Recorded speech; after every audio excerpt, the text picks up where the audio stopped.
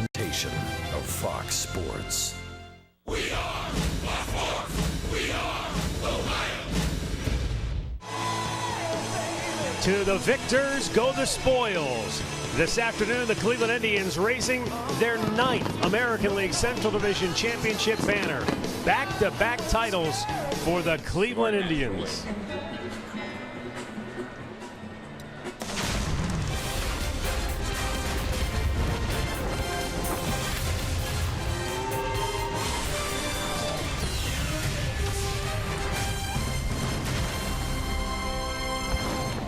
You couldn't ask for a more picture-perfect setting on this, a celebration of the Indians' 9th Central Division Championship here this afternoon as they wrap up the homestand, trying to take 3 out of 4 from the Kansas City Royals. The big story. Yesterday, the Cleveland Indians do what they've done all season long. They ran out to an early lead. They led 3-1 after 3 innings. They've outscored the opposition by more than 100 runs this year after just 3 innings of play. And then they ran away with it late thanks to a couple of missed plays by the Kansas City defense. And the Indians did their part. Then it was down to the Toronto Blue Jays who helped them out by beating the Minnesota Twins. Josh Donaldson with a pair of home runs. That makes it official. The Indians are Central Division champions.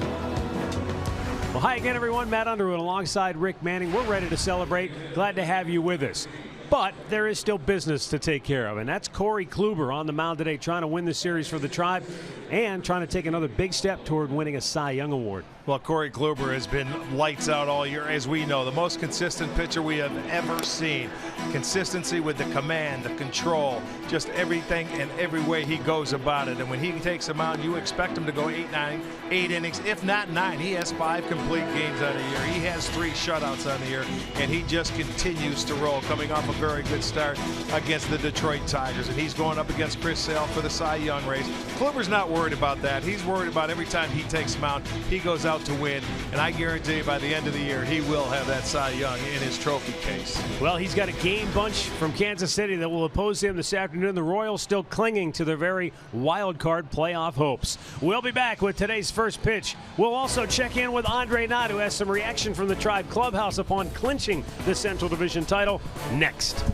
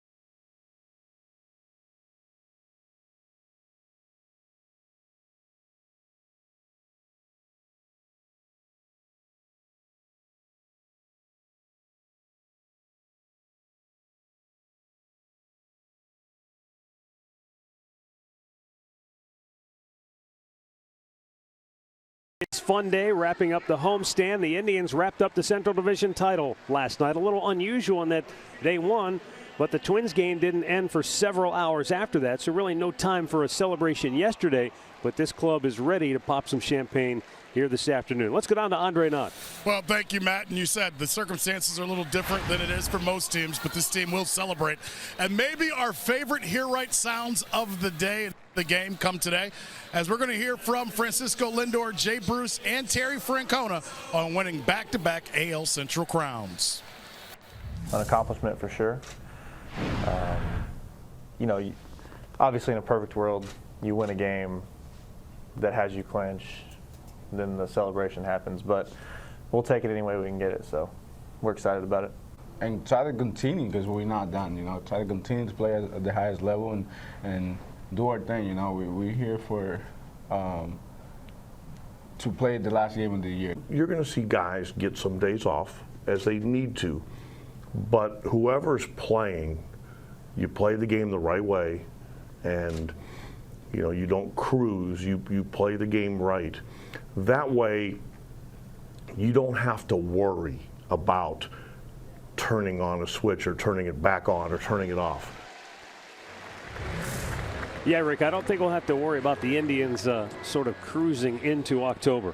No, the one thing you see, Ramirez had yesterday off. He's going to get today off with the off day tomorrow. I would expect that maybe Lindor or somebody would get the off day maybe on Tuesday when we're out on the West Coast. Who knows? But hey, look, Terry knows what buttons to push. He knows who to play. He knows who to keep sharp, and they will have their edge because there's still a lot to play for. They want home field advantage. He's done an incredible job of managing this team throughout a number of different circumstances, whether it be injury, performance-related issues. He's really, as you said, he's pushed a lot of the right buttons, but he's far from a push-button manager. Boy, no. These kids, you know what, the thing for me, and through that winning streak and the thing that propelled them through everything, is that they've maintained it. Everybody feels a part of this team together.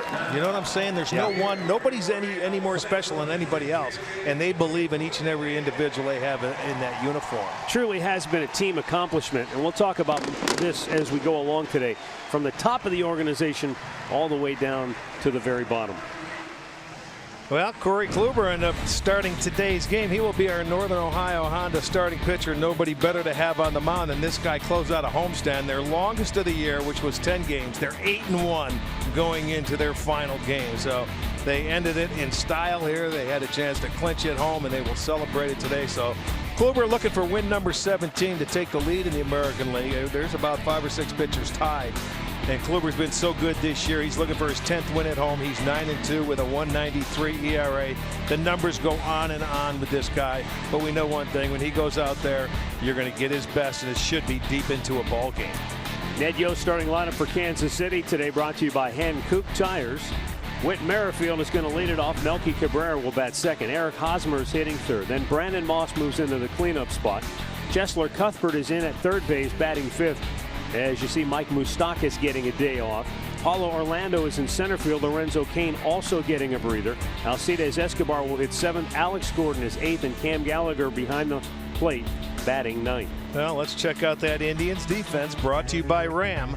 In left field, it's Jackson. In center, it'll be Jason Kipnis making his major league debut out in the outfield. I bet he has a few butterflies, but good to see him back playing again. He will be in center field. Over and right is Bruce. The infield, Diaz, Lindor, Urshela, and Santana. Perez will be doing the catching behind the plate. Are you excited? Are you nervous? Is there anxiety for you watching Jason Kipnis make the start today in center field? I'm happy for him to get back out there. I know he's got to have a few butterflies. He was a center fielder at college. He played it before. I think center, he'll be just fine. He has to take charge of everything right now because he's the captain in the outfield. So call off your left and right fielder. If you can get to it, make sure you call for the baseball and take charge, and you're the captain out there, even though he hasn't been out there before. But I think he's excited about it. Yeah, he told me he's excited about it today, except I showed my age. I said, are you ready to go John Fogerty today? And he said, what? Yeah. You know, center field, the song. He's like, is that the one that starts Put Me in Coach? I'm like, yeah, that one. That's one you didn't like when you were in college. I played it too many times, every single game. All right, here we go. Corey Kluber winds it up, and the first pitch of the afternoon is in there for a called strike. Whit Merrifield has gone 4 for 13 in the series with a double.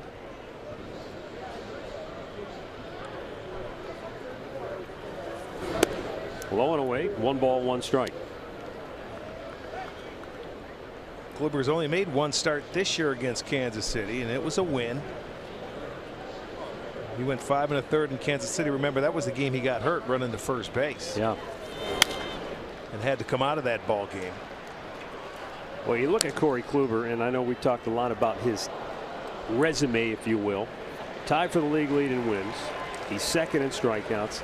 He's tied for the league lead in complete games. He's got the 3 shutouts. He's got the best ERA in the league, the lowest home ERA in the league, and the lowest opponent's batting average against it, just a .91. And he missed a month. Now the 1-2. Do you think that could possibly work against him in any way come voting time? No, not the way he's pitched since coming off the disabled. I really don't, because when you look at the numbers, he's not that far behind Sale when it comes to innings pitched. He's and 7th in like innings that. pitched in the league. You know, and he he's missed a whole month. I know. So I don't see that bothering him at all, because he has been just so solid. And I mean, he goes deep into every game. Here's the 1-2. Weak chopper to short. Lindor charging. Gets rid of it and throws an out one away.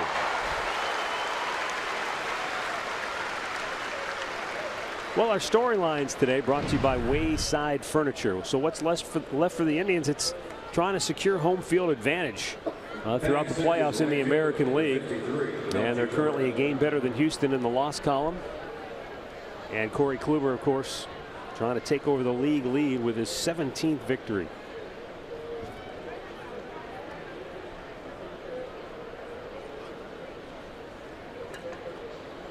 Melky Cabrera.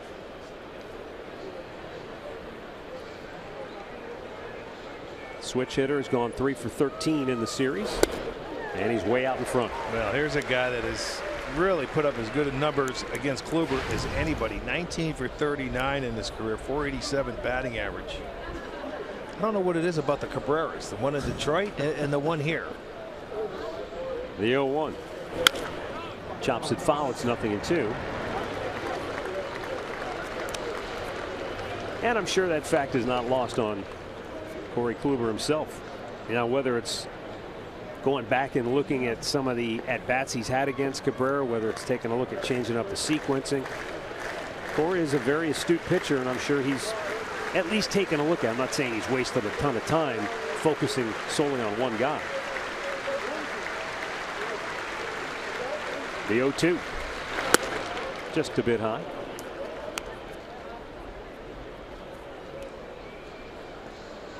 There are the career numbers. And 9 for 14 this year. He had a 4-hit game. His last game in Chicago before he was traded to Kansas City was off Corey Kluber, and he had 4 knocks that day. The 1-2. Squibs it foul up the first base side, and there's only 2 people this year that have 4 hits off Kluber in a game. You know who the other one is? We just saw Alex Presley. Yeah. Let's go. From Detroit. He just slap hitter. Slap it, slap it, slap it.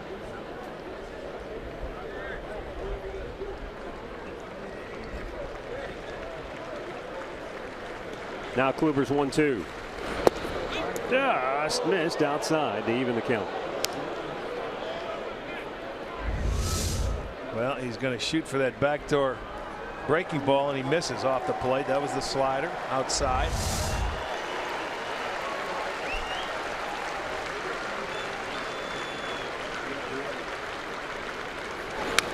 And Cabrera able to stay alive once again.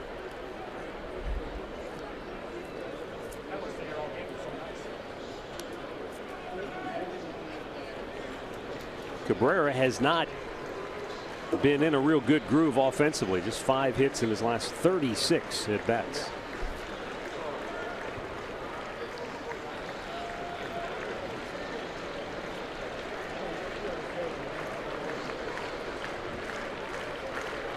Now the right-hander's 2-2 pitch. Popped him up. Kipnis. We'll watch Austin Jackson camp under that and make the catch. 2 down.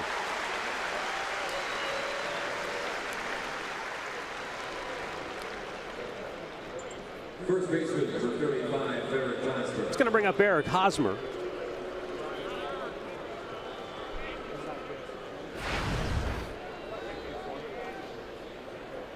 today's Royals lineup is a real good indicator of just how exhausting it can be for a club that's trying to catch other teams. You don't have opportunities to rest guys. You've got to play every day. And these guys are, the toll it's taken physically on some of those players is evident in their lineup today, because they can't afford to just give guys a day off. But they're going to be without Moustakas today and Lorenzo Cain, just because Ned Yost says in order to get through the last 12, 13 games, they're hurt. We've got to give them a day off. Because they have their only day off in September tomorrow as they go and they travel to Toronto. They're on a 4-city trip. And you can understand why. Fouled right back. Kansas City 2 games under 500. 4 games out on the wild card. Yeah, here comes a high heater. And look at him. He tried to get down on it. He was trying to tomahawk that high fastball, but it beat him. It was by him.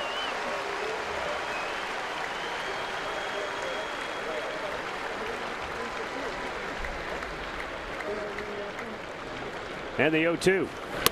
That fastball took off on him. He wanted a 4-seamer. He was going to try to throw it in under his hands, but it just got loose. So a ball and 2 strikes. 2 down in the first, just underway. 76 brilliant degrees. And a foul out of play. Not a cloud in sight.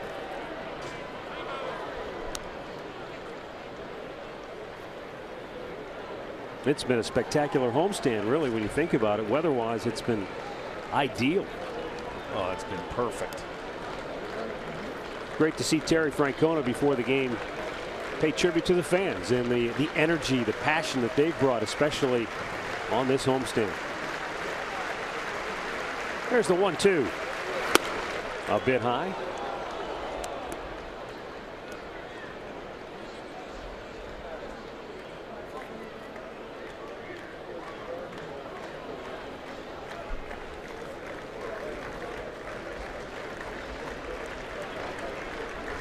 And the 2-2 is strike 3 call. Corey Kluber with his 244th strikeout of the year retires the side in order, and the Indians are now coming to bat.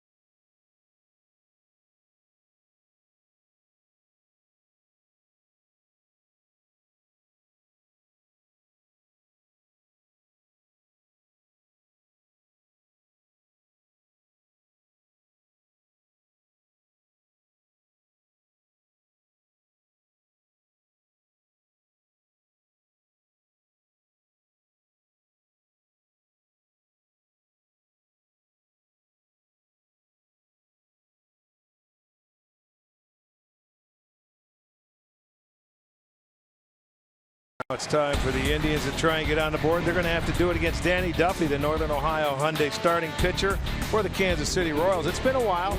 It'll be his 22nd start of the season and his first start since August 22nd.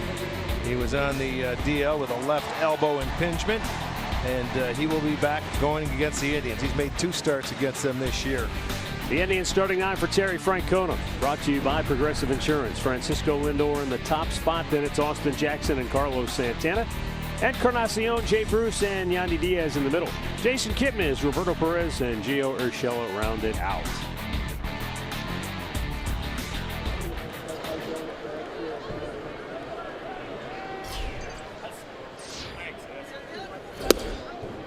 Francisco Lindor with an extra base hit in 10 straight games. Nobody in franchise history has ever done that for the Tribe.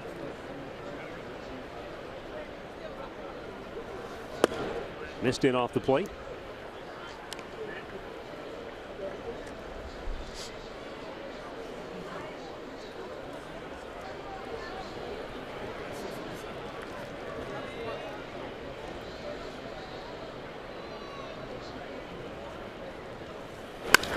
Kluber, deep left, down the line, and just a bit fair. It's a home run.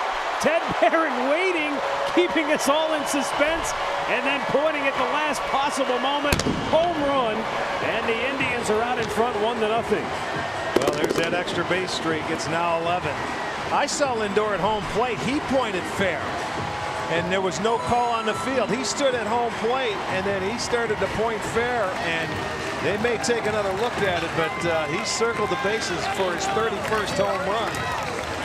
Alcides Escobar, the shortstop, was saying foul all the way. He was pointing, and they're going to take a look at it. I thought it was foul, too. I saw it go past there.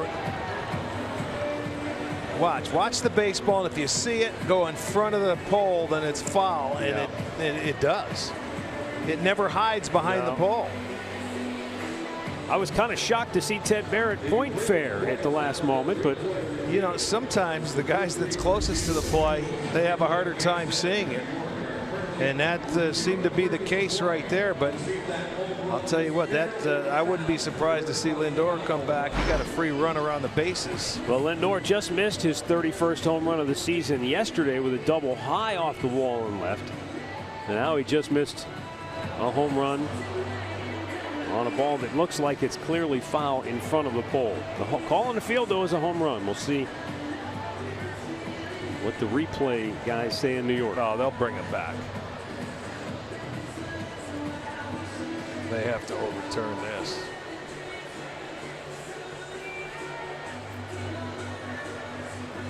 You notice they haven't shown it on the big video board here in the ball. Well, they did. Oh, did they show it once? They isolated our shot where it went in front of the pole. So, you know, you could clearly see it.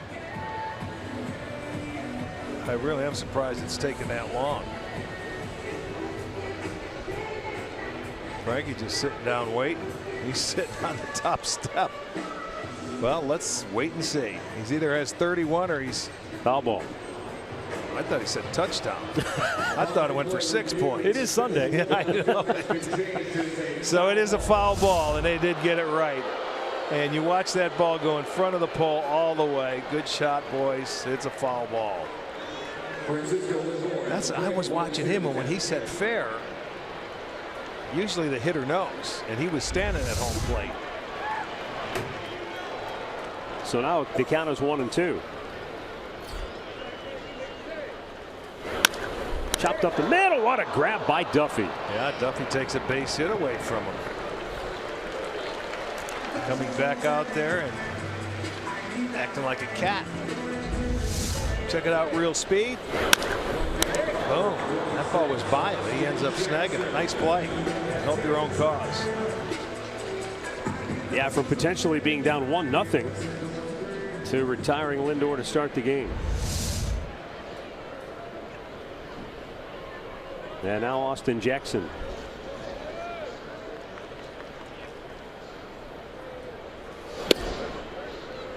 And a fastball strike.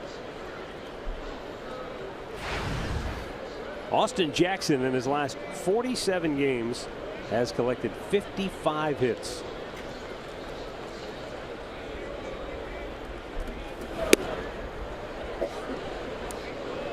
Nope. And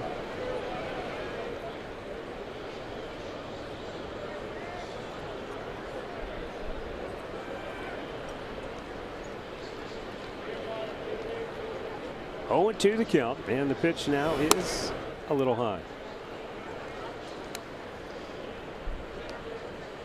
In the series, Jackson 3 for 8 and has scored 3 runs.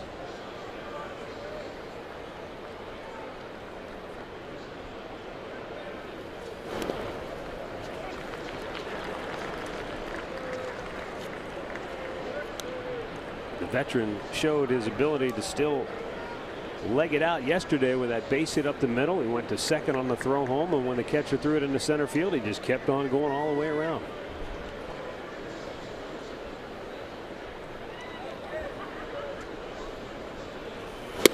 Swing and a miss. Danny Duffy strikes him out, 2 down.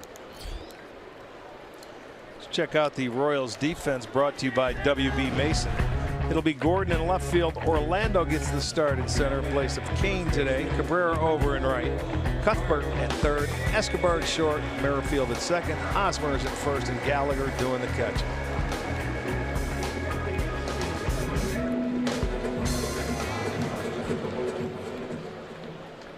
Two down. Carlos Santana to the plate.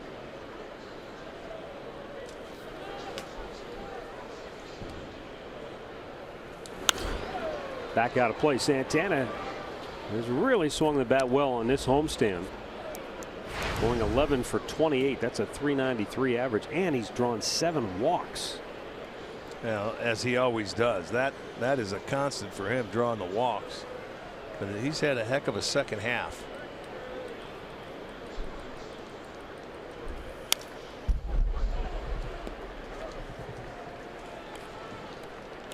Nothing into the count. Duffy's coming up throwing a lot of strikes, 8 out of 11.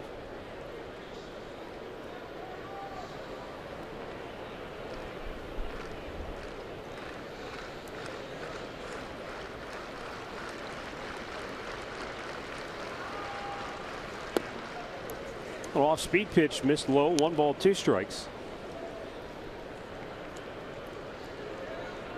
The Indians come into today with a record of 92 and 57.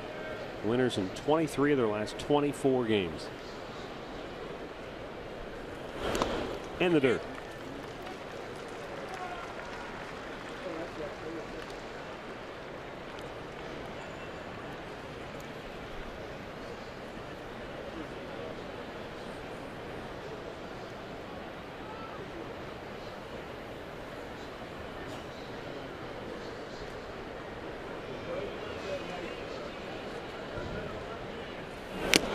And he held on to the tip, and the inning is over. Duffy strikes out a pair. We're scoreless after 1.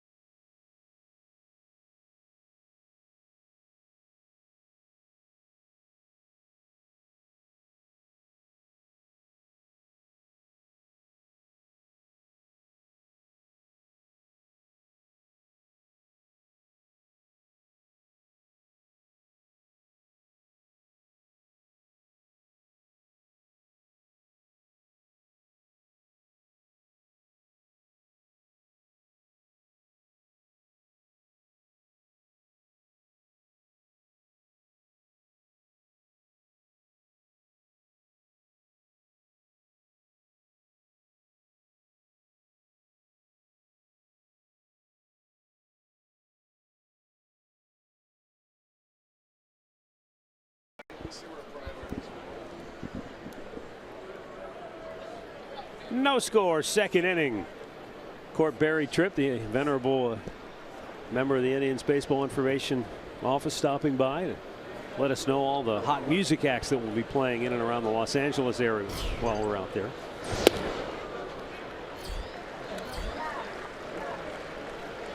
Brandon Moss, Chesler Cuthbert, Paulo Orlando for the Royals here in the second inning.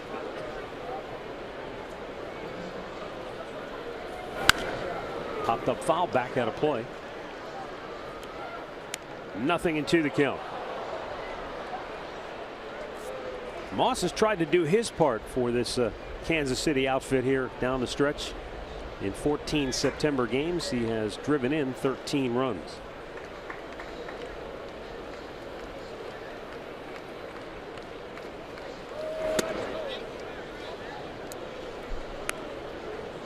A ball and 2 strikes.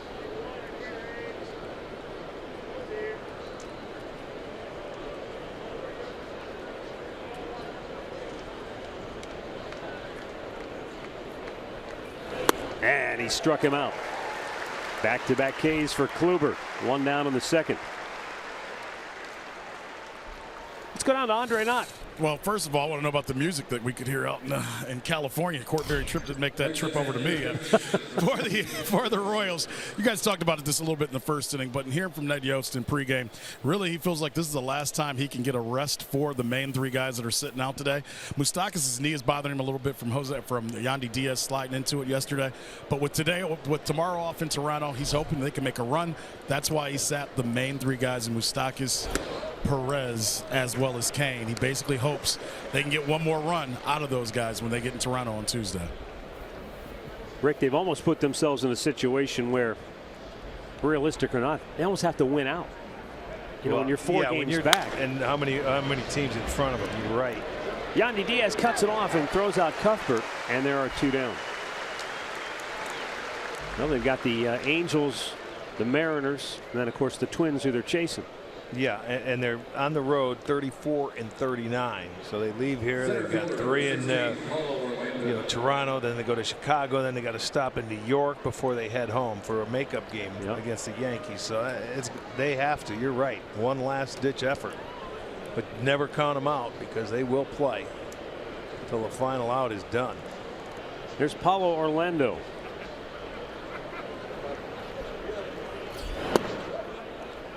Just missed outside, ball 1. Orlando been a rough year. He's 4 for 19 since getting called back from AAA. Only his 28th game of the year with the big league club, and that's a big reason why. Swing and a miss. Hasn't been able to produce offensively. In the 27 games he's played, he's got 11 hits in 66 at bats.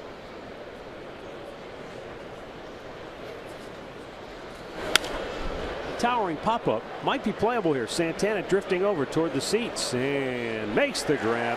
The Royals go 1-2-3. Kluber uses up just 9 pitches.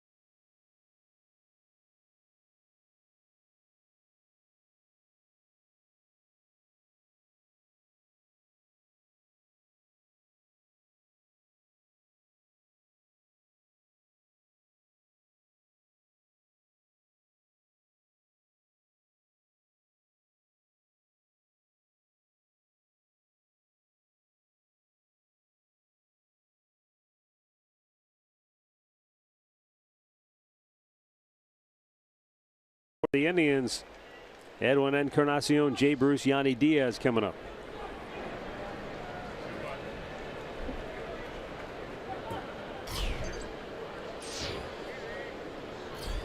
Edwin launched his 35th home run of the season yesterday.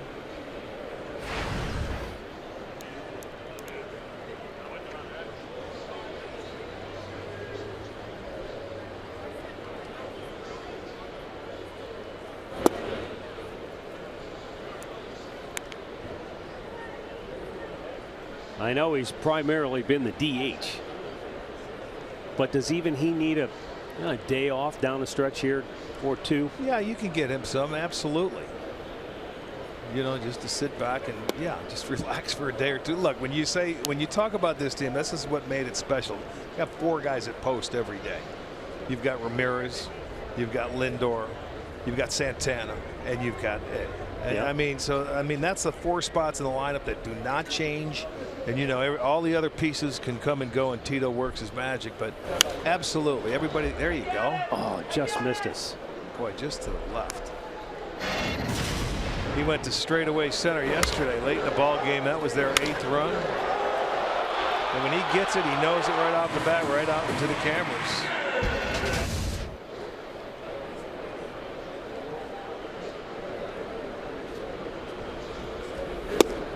Strike 3 called. Danny Duffy has fanned 3 in a row. You know, he's coming back. He's feeling good about himself. It's the fastball, changeup, slider, and right there was its changeup. And when he's locked in, he can mix and match. He can be awfully tough because he can dot that outside corner to the righties like he did right there with that changeup.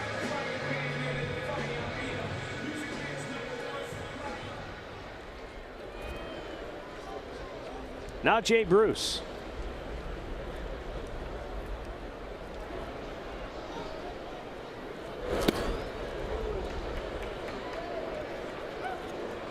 And Duffy effective here in the early going.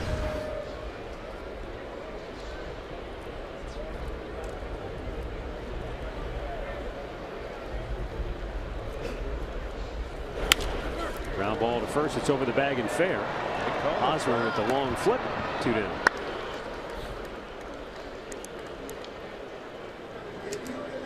The Red Cross depends on financial donations to be able to provide disaster relief immediately. And you can help those affected by Hurricanes Harvey and Irma by visiting redcross.org or texting Red Cross to 90999 to make a $10 donation.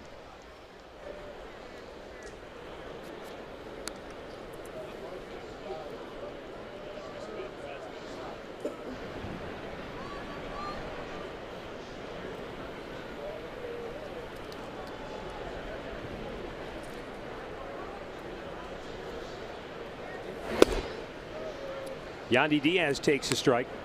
Rick, when you think back to what we saw from Diaz early in the year to what we've seen since he's come back, are you surprised at how much he's advanced or how much better he looks? Not real. I just think he's confident. I think, you know, he feels like he fits in. Now, when you think about it, we talked about it, and Andre, you'll be able to chime in on this. When he went down, I think he was upset he wasn't staying at the big league level, you know, where you had to stay and work. When he came back and just started that second time, he got that hit and had a good game off Sale. He's been fine ever since. Well, he went down and took it out on the International League, batting .350. And, you know, since he's come back, he's hit .329. Up the middle. It's going to be cut off there by Merrifield. And he'll throw him out. The Indians go 1-2-3. 2 complete, no score in Cleveland.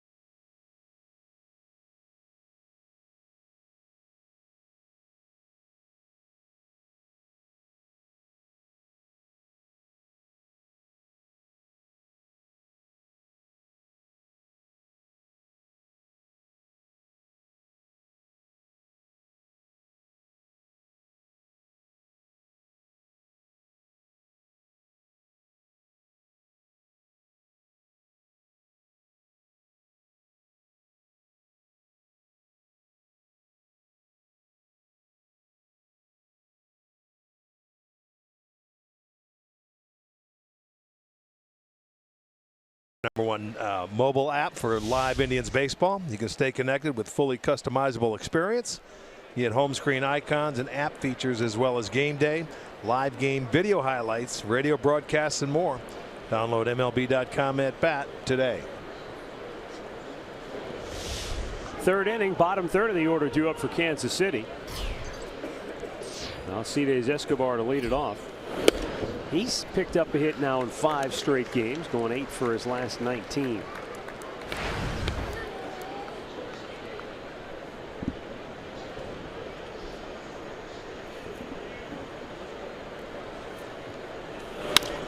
Chopped to short, and his counterpart Lindor will throw him out.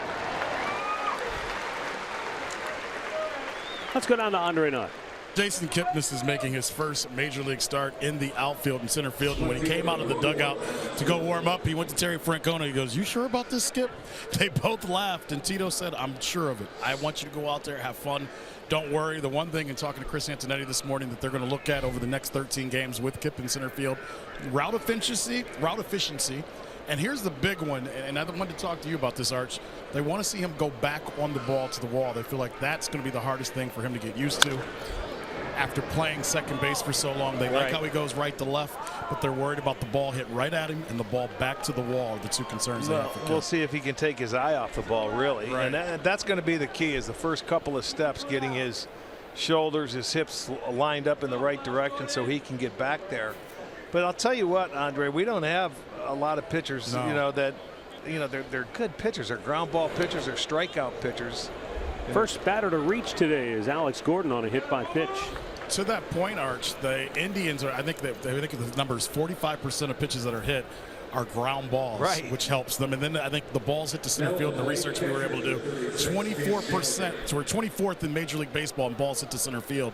The point is, the ball, I guess you can't hide in center field, but the ball doesn't get hit a ton to center field for the Indians with this pitching staff. You can't hide anywhere on this field, but ground balls and strikeouts are the primary outs that this staff gets.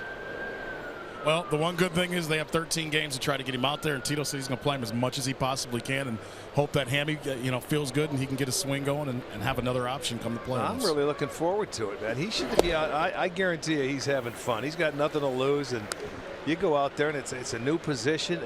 He's probably going to have more time in between pitches to do something or not do anything and talk to himself or wave to people than he is when you're on the infield. Well, Matt, you've talked to him. I've talked to him. He seems excited. He just wants to get back and play baseball. He doesn't care where it's at. He's excited to try to help the team. I was thinking of myself as Gallagher swings and misses, and it's 0-2. His first game out there, and it's a bright, sunny day. There's no clouds in the sky. Well, it's the same thing if you're playing second. That's true. It doesn't matter. It's still bright and sunny. I like the red glove, though. That's the outfield glove. A little bit bigger. The 0-2. Swung on and missed. Corey Kluber with strikeout number 3.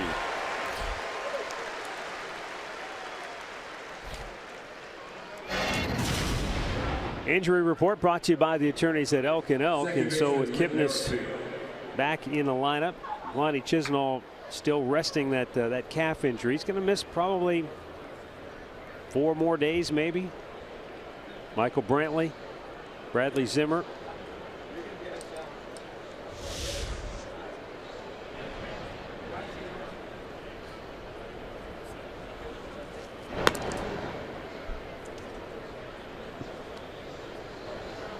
Unfortunately for Michael Brantley, there's just really nothing new to report. There's still hope, but the problem is you're running out of time.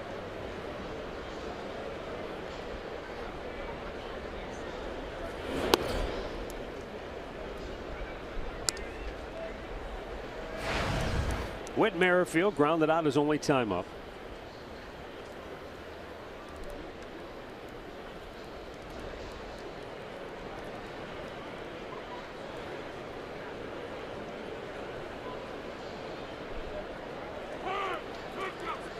That's how the Kansas City Royals, some of them try to steal a base. They try to time you, and you got to make sure you stop them. Gordon took off there. Merrifield does it as well as anybody, the guy that's at the plate hitting. He got one yesterday. off of Carrasco where he just walks off. You have to make sure you stop him.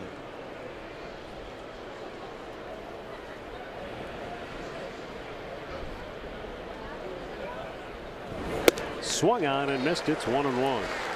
You know what a lot of teams don't do against Corey Kluber. They have stolen 15 bases out of 20 attempts. Now, not many guys can get on first, but if you can and you've got a guy that can run, that may be sometimes a chance to take because he doesn't give up many hits. Coming in, he's given up 126 hits in over 185 innings. So you've got to make things happen when he's on the mound if you're a team trying to score against him. Lazy popped the other way, but it's foul.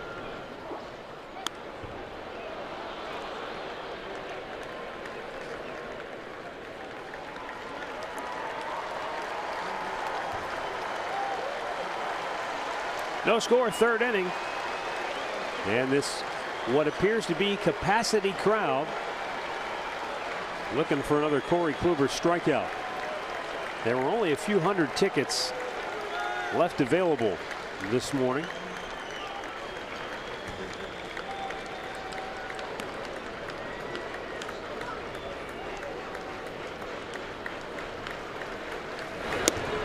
And a little bit outside.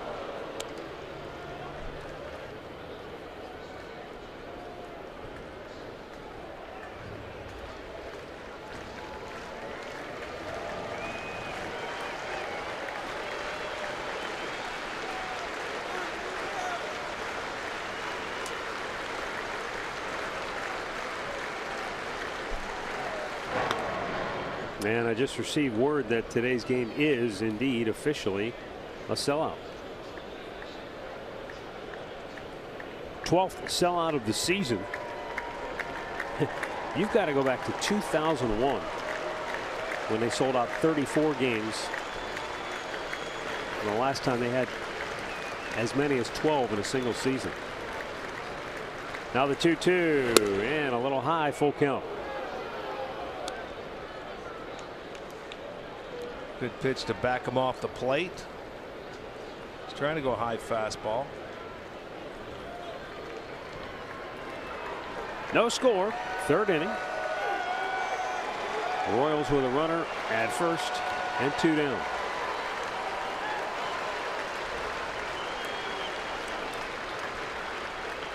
Gordon will be off on the 3-2 pitch.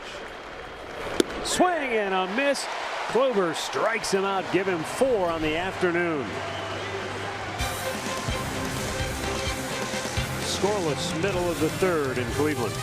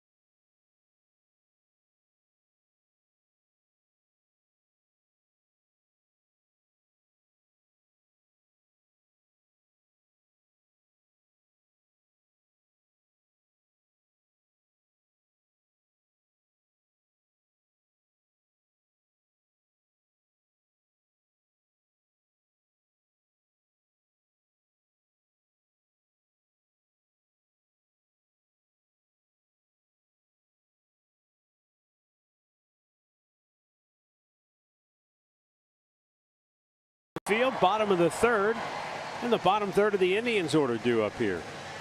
Jason Kipnis.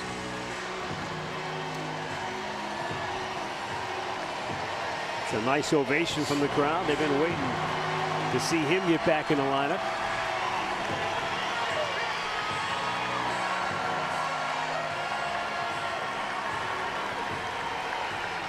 Kipnis, in the last 8 games he played before he went on the DL, had 8 hits, including 3 home runs.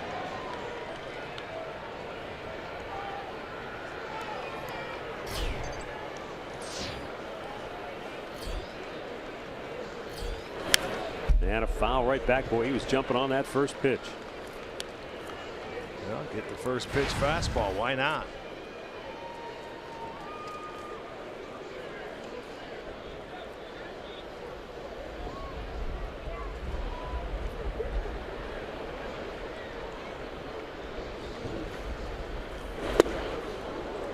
Threw that one by him. It's 0-2. Danny Duffy sharp here at the outset. Has already struck out 3.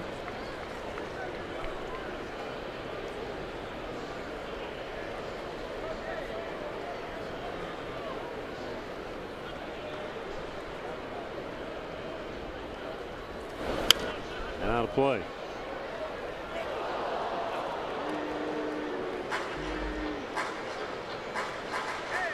Duffy missed 3 weeks with that left elbow impingement.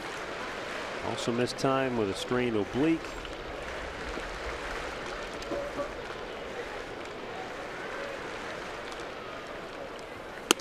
Up high, 1 ball and 2 strikes.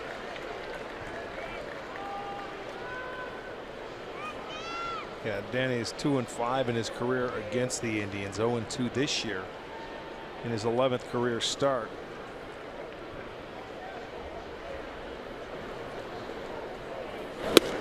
And a high fastball strikes him out. That's 4 Ks for Duffy.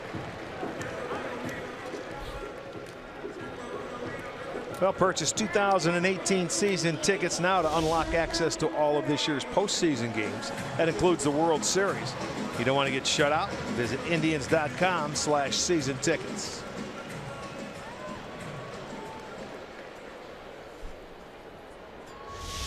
Brings up Roberto Perez.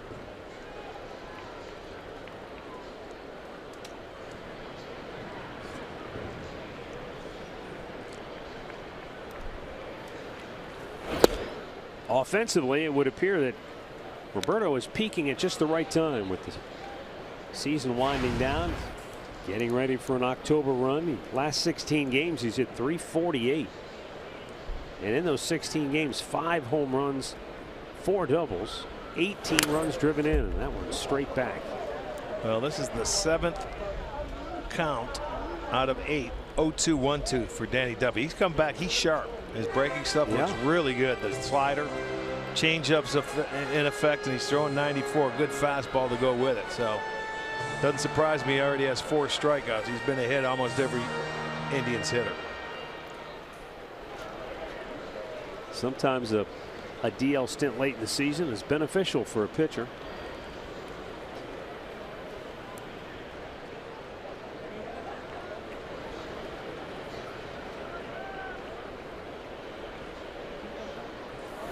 Up high with that fastball, 1-2. You know, if you go back and you think about it, Danny Duffy's last start came August 22nd against Colorado. He went 6 innings and only gave up 1 hit in that game. He came out because of that game. He had that tightness of the elbow, and there again another strikeout. 5 out of the first 8 hitters. And here comes a changeup away, and he just locks him up, doesn't pull the trigger. But after that game, when Duffy came out, he had his issues with his elbow, and it was Herrera that came out of the game with the forearm tightness. Everybody focused on him, and nobody even recognized that Duffy was even hurt.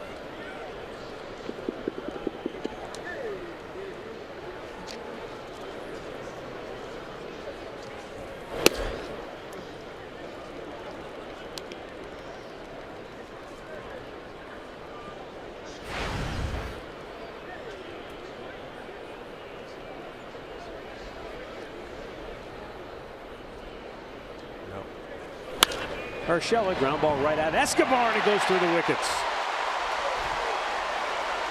This is a very, very good defensive shortstop, but even the good ones, when you see them back on their heels, that's the one time when things can go wrong.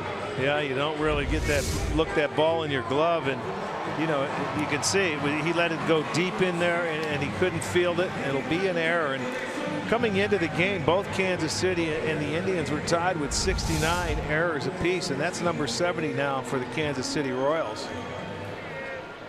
So yeah, he's as solid as they go right there. Every once in a while, they're human. You can see him talking to himself about what you just said. Don't let the ball play you. Get out in front of him.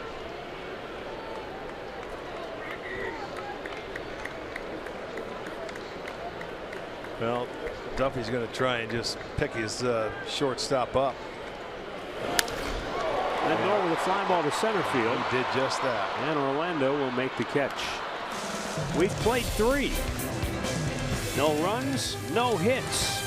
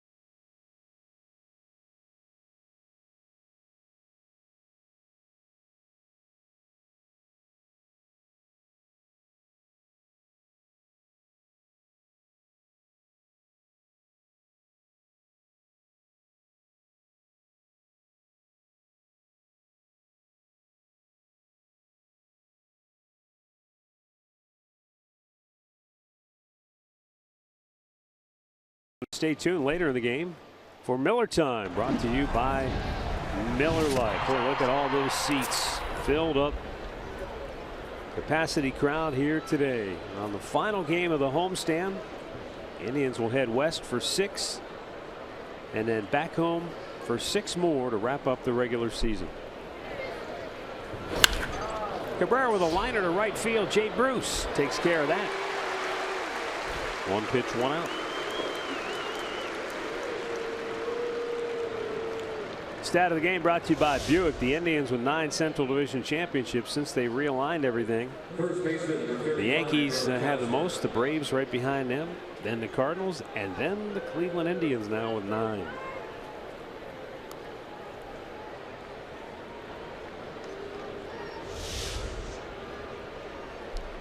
There's the newest Central Division flag that was raised here this afternoon. Once again, though, not much of a breeze.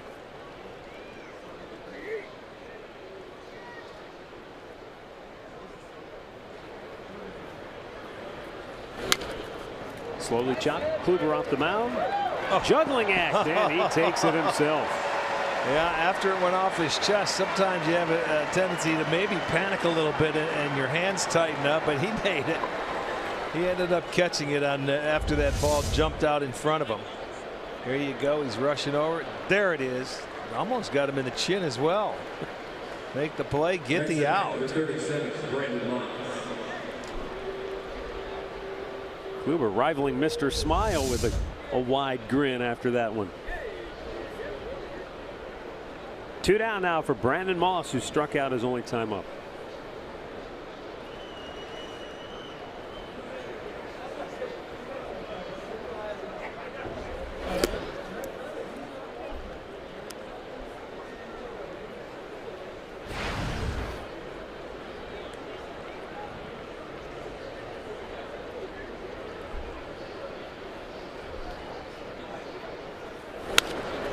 Off the facing of the Kansas City dugout.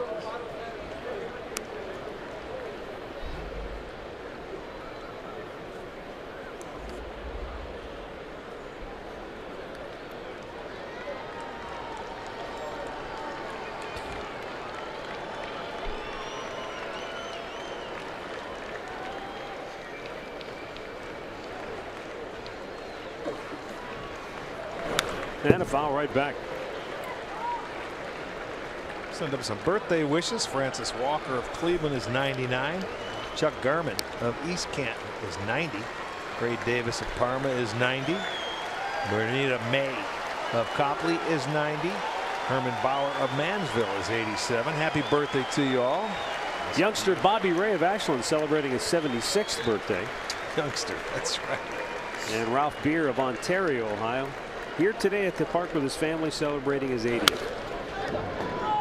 Foul off the right side.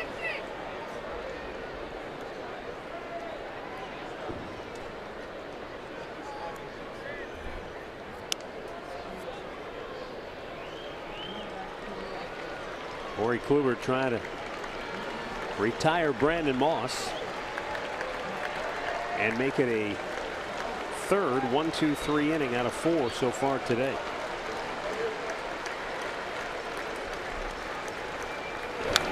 Back out of play. Tried to elevate it again. That's the last time when he faced Moss, he threw him the high fastball and got the swing and a miss.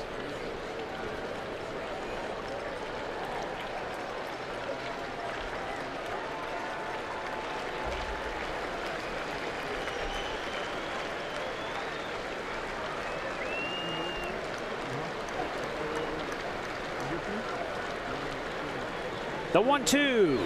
Oh, what a pitch. And I don't know, he missed it, I guess. He did, because Perez was looking back and said, how can you not? He was getting ready to throw it. And I mean, let's take a look at it. He's sitting down and away. A little cutter. He's saying it was just off the plate. Don't throw! Second chance, don't blow it! Swung on and missed. He cut it in on his hands and strikes him out. Number 5 for Corey Kluber. The Royals go 1-2-3. Still no score in Cleveland.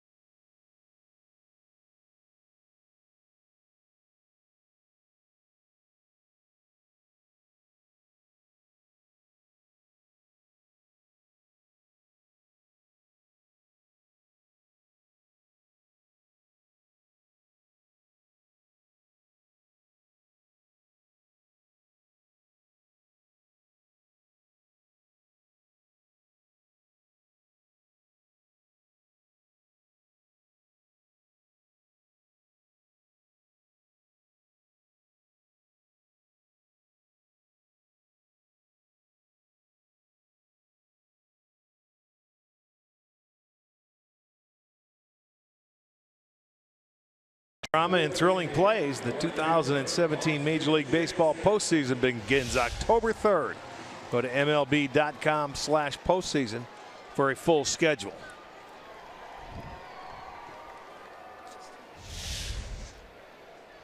Austin Jackson, the leadoff, the bottom of the 4th for Cleveland, struck out his only time up. Out of play to the right. We'll see if the Indians are able to make any sort of adjustment against Duffy, because the first time through They were 0 for 9 with 5 strikeouts. And he's been pounding the strike zone. Out of his 37 pitches, 28 are strikes.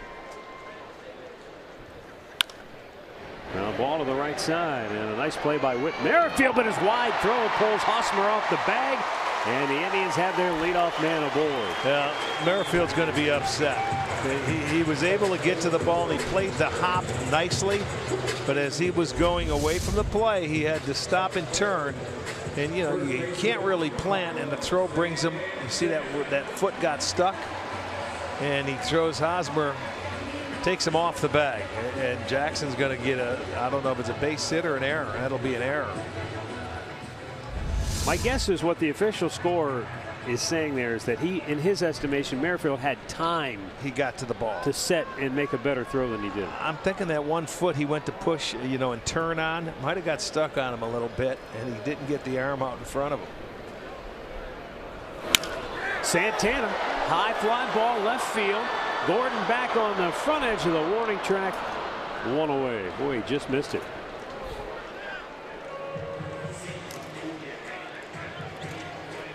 T-Mobile unlimited baseball break.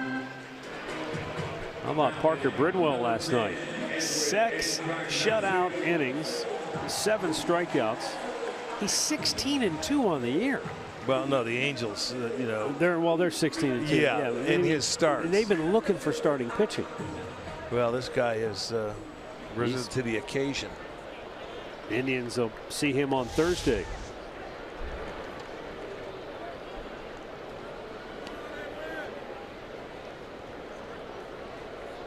Edwin Encarnacion out on strikes, his only time up, pops this one back.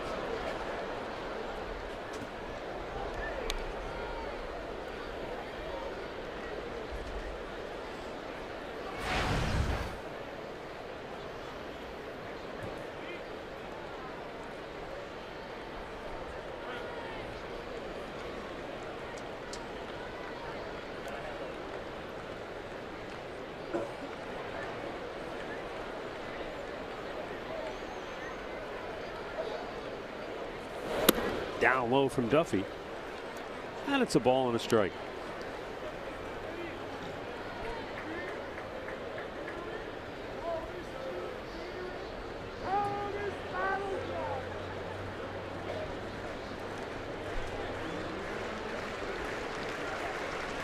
Snap throw, but Jackson able to get back. He's not the base stealer he was earlier in his career.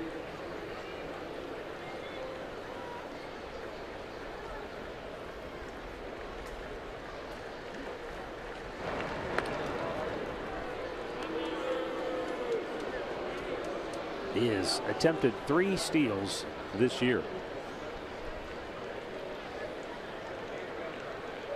Save your legs for hitting and playing the outfield.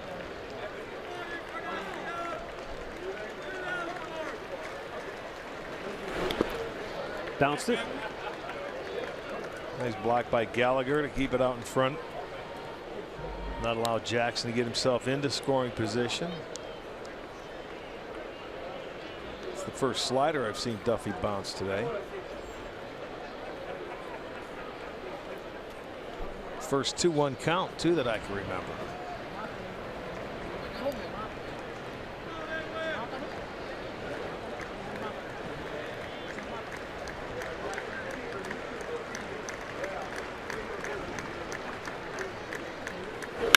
And Edwin hammers it to deep left, and it is gone to the home run porch. Home run number 36 for Encarnacion. He has driven in 94 on the year, and the Indians take a 2-0 lead. Yeah, he threw the changeup to him right there, and Eddie jumped on it. The 13th home run allowed by Duffy. So the first hit for the Indians, it's a big one, a 2-run homer. This is going to be our Yellowwood bringing the lumber. Off the bat of Encarnacion, his 36th. And the Indians give Kluber 2 runs here in the 4th inning. Well, you mentioned it before. First time Duffy, at least our recollection falling It was behind. 2-1. That was the first time he's been behind, so that was a big pitch for him, and he comes back in with a changeup as compared to the fastball, and Encarnacion was ready. By the way, Tom Boschenek points out that of the Indians' 196 home runs as a team, 98 left-handed and now 98 right-handed. Well, we went a while there where we couldn't buy a right-handed home run. It was all left-handed, if you remember, a few years ago. Oh, man. Right-handed power was a rumor. But the switch hitters on this club have done a terrific job. Talk about Lindor, Santana providing power from both sides of the plate. Don't forget about Ramirez. Jose Ramirez, obviously, yeah, not in the lineup today, but when you talk about those guys in particular, Lindor, 19 homers from the left side, 11 from the right. Ramirez, 18 from the left, 9 from the right. Santana, 14 from the left, 9 from the right. Yeah, and then Encarnacion, 36 all from the right.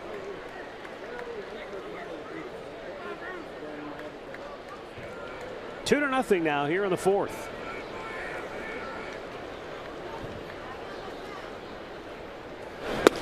Yeah, Jay Bruce taking. That's a borderline pitch called a strike. A full count. Boy, the error and then the blast by Edwin. That makes that error really hurt.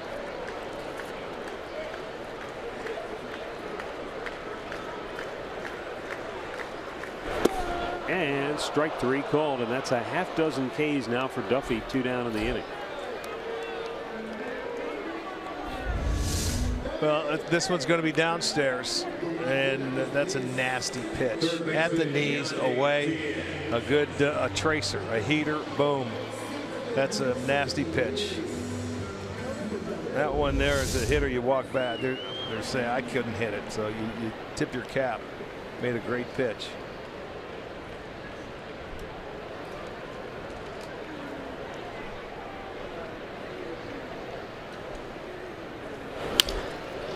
Now Yandy Diaz bangs one in the hole.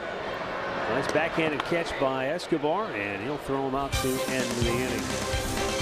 But Edwin Encarnacion's 36th home run of the year as the Indians on top 2-0.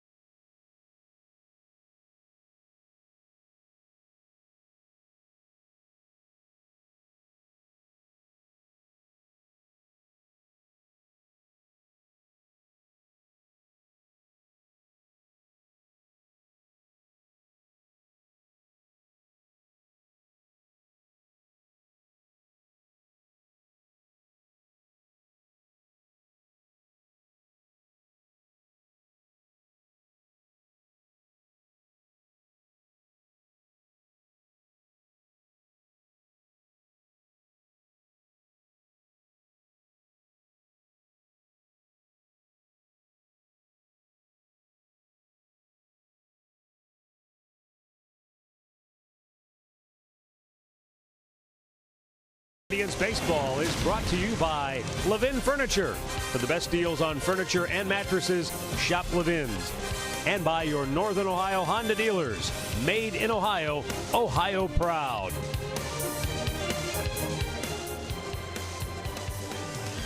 What a beautiful sight. Packed house on a Sunday afternoon. The Indian Central Division champions trying to finish off this homestand. 9-1. Trying to finish it off, their longest of the year. That would be impressive. Trying to make it 24 wins in their last 25 games. After coming off a road trip of 11-0. Go figure. Chesler Cuthbert, a swing and a miss. This is only the second game that he has started in the month of September. But hey, when you're behind a guy like Mike Moustakas, you don't expect to play a lot. No, but he's done some very good things for Kansas City this year. You know, and he's going to get his share of playing time depending on how things turn out for Kansas City and their free agents and who they can sign and how they go about it. It's going to be a very important offseason for the Royals.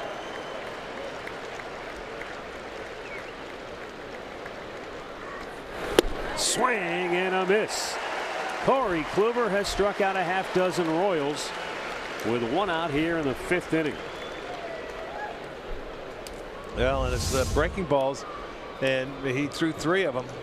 And Cuthbert did the same thing to everyone. Right-handers have such a tough time against Kluber, and I'll tell you what, that's no easy task when you're facing a guy with one of the best breaking balls coming at you. Coming into today, right-handers were hitting just 178. They had 62 hits coming into the game against Corey. And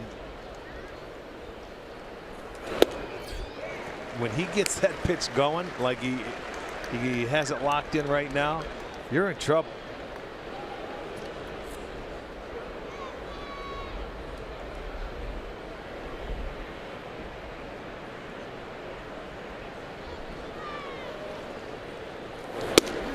And you're sitting for the slider, and look at Orlando's upset now. He hit his bat on his shoe because he took the fastball. And I think a lot of times as a hitter, you'll go up there saying, all right, I'm going to look for the fastball, and when I get it, I have to hit it. And then you end up taking it because that slider's so devastating. There's the fastball. He didn't miss that one. So Paulo Orlando. That was an 0-2 pitch. So first hit of the day for Kansas City comes with one out here in the 5th inning.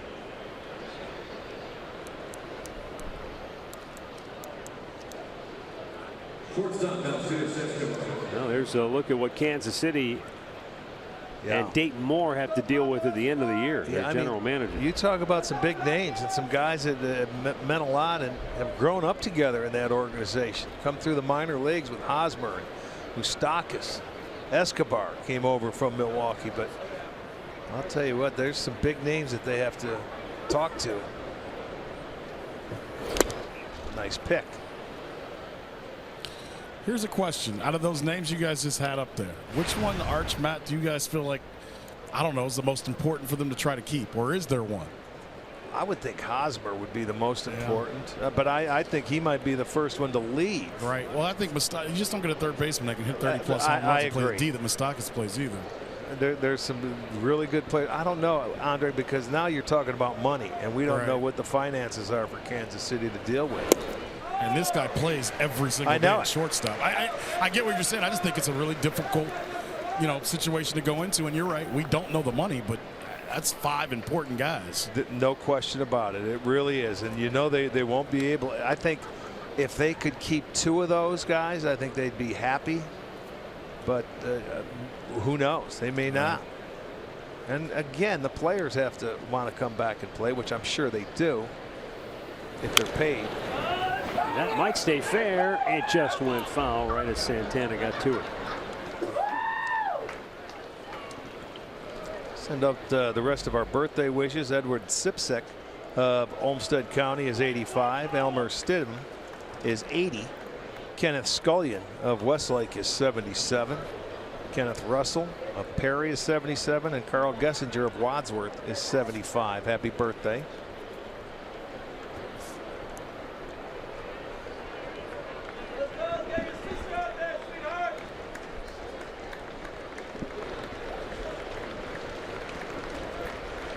Now the 1-2. Swung on and missed.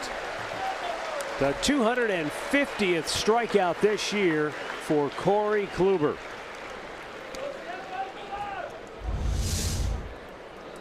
Well, there you go. That was a nice cutter away, or a breaking ball. Now Sam McDowell struck out 250 or more 4 times. Bob Feller did it 3 times, and now Corey Kluber has authored a pair of 250 strikeout seasons. That gives you an idea of just how special he has been. Corey's picture's in color, and the other two guys are in black and white.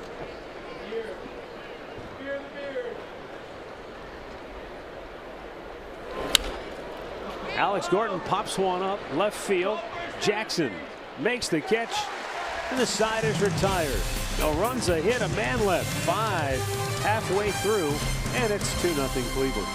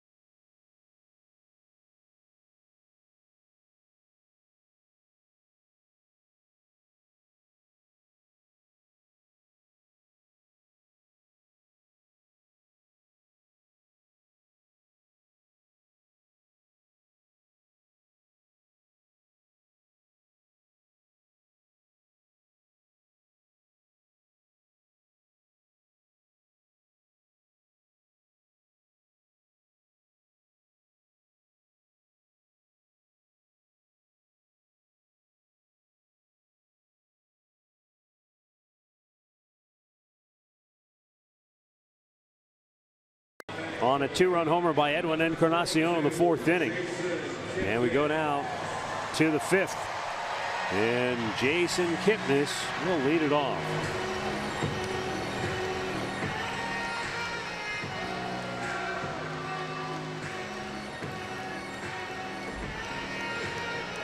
Rick, you mentioned earlier for Jason Kipnis trying to get comfortable in center field, and the Indians trying to see if there's enough time for him to get out there and be a viable option to play center field in the postseason. The same thing could be said for him at the plate. You know, he's missed so much time this year. He needs at bats just to get back into the rhythm of the game offensively. Yeah, he's basically played about a half a year. You know, when you look at it. For Kip, today is game number 80. Okay, so you're right. To get any rhythm going, he's going to have to play almost every day to get a feel. And 2 weeks is not that much time when you think about it. You only have, what, 12 games left after today. Yeah.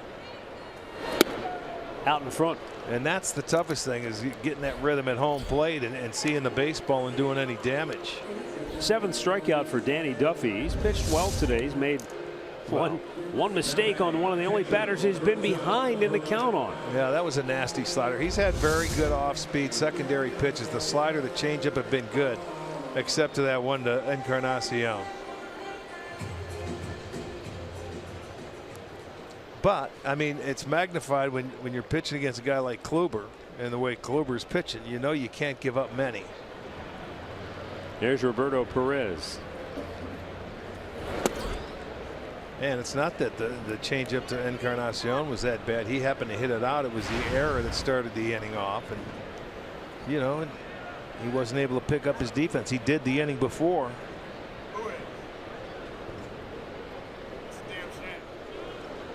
There's the 0-1, and Roberto tried to hold up. Did he go? He did not, says first base umpire John Tumpane. It's a ball and a strike.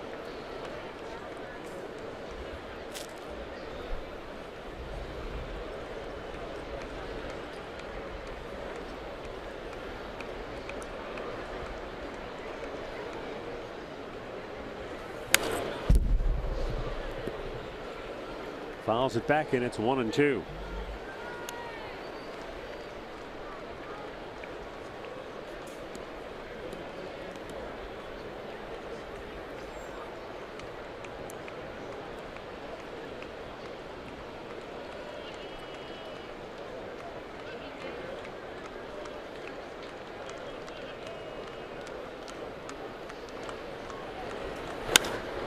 Rivero sends a high fly ball deep right field. Back is Melky Cabrera. He's at the wall and he leaps up and makes a sensational catch to rob Roberto of extra bases, and Danny Duffy with a huge exhale, sigh of relief. Tell you what, he made a nice adjustment out there, because when he turned, he put his opposite hand, not his glove hand, watch, to shade his eyes, and he gets back there and makes it right in front of the wall. And he made a good adjustment. Well, that's what you do. That Duffy, he's thrilled. That's a good play. It stays in the ballpark. You want to make the catch.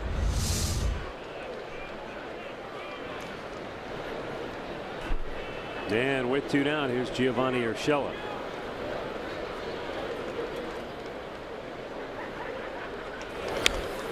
And he gets after that first fastball, fouling it straight back.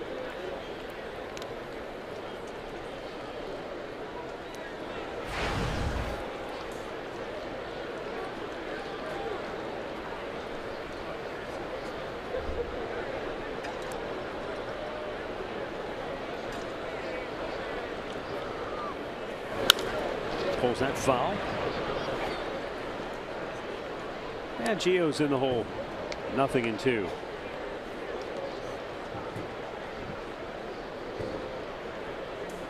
Reached on an error, his only time up in the 3rd.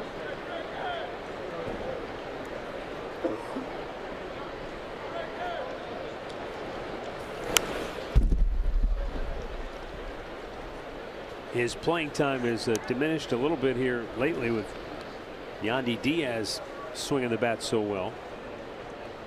But Urshela, you know, last 22 games, he's hit over 300. It's been a familiar theme. We've mentioned it numerous times. The young players getting opportunities have been a key to this team's surge down the stretch.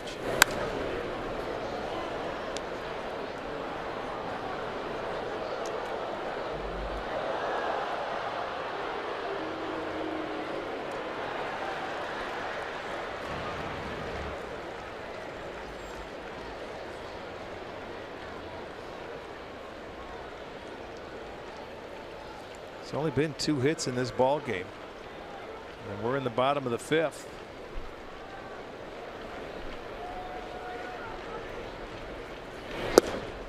And strike 3 call.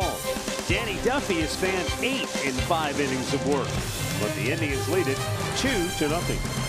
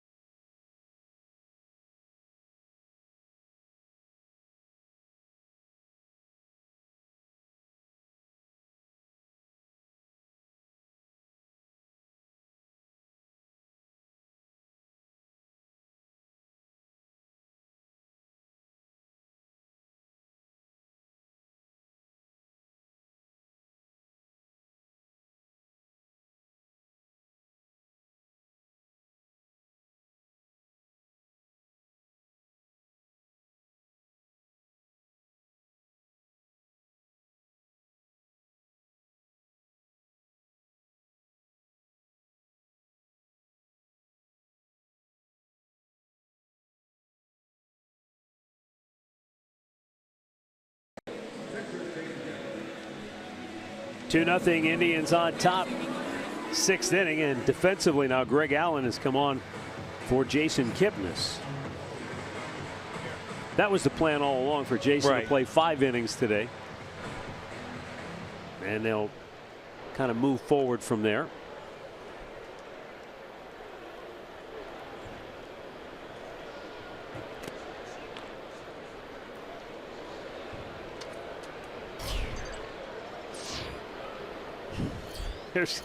Cam Gallagher to lead off for Kansas City. So after 5 innings of play, Rick, both Corey Kluber and Danny Duffy have made exactly 62 pitches and exactly 47 strikes through. Oh, is that right? Well, that's how good. I mean, Duffy has been. He's been there. He's matched Kluber pitch for pitch. It's been one little changeup. That's the difference in the game. Both teams have one hit, one left of the yard. But since Duffy's missed almost a month since his last time out, he may be done. I see left-hander Scott Alexander up in the bullpen for Kansas City. Well, he pitched very well if he's out of the ball game. He really has.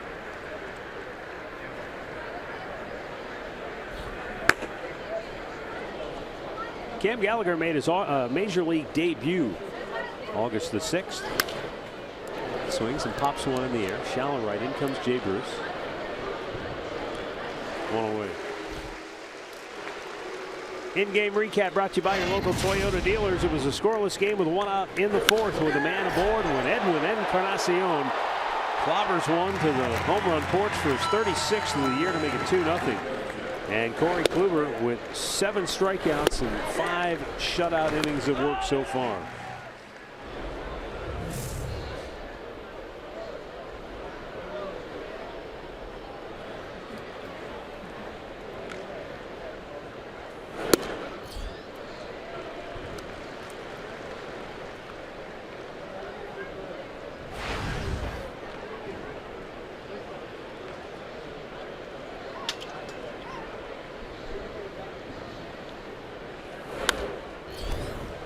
Corey Kluber approaches his job when he goes out there every 5 days with the idea of he wants to be the very best pitcher he can be.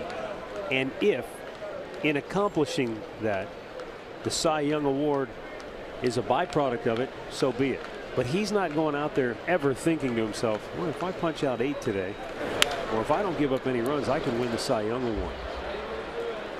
And how about that? Kip finally, they take him out and they finally get hit a ball to center field. It's only the 4th ball. Well, let me see. Bruce had one. Left field's had 2. Bruce has had 2. Left field's had 2. And now the center fielder gets one. Number 53, Melky Cabrera. I was thinking, too, we haven't seen a lot of Gio Urshela at second base. And he hasn't seen any action yet today.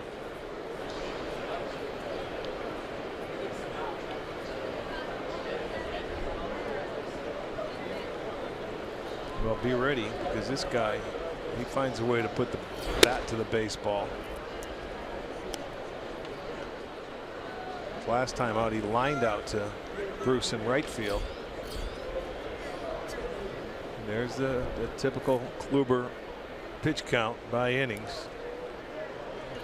Always has a few single digits mixed in.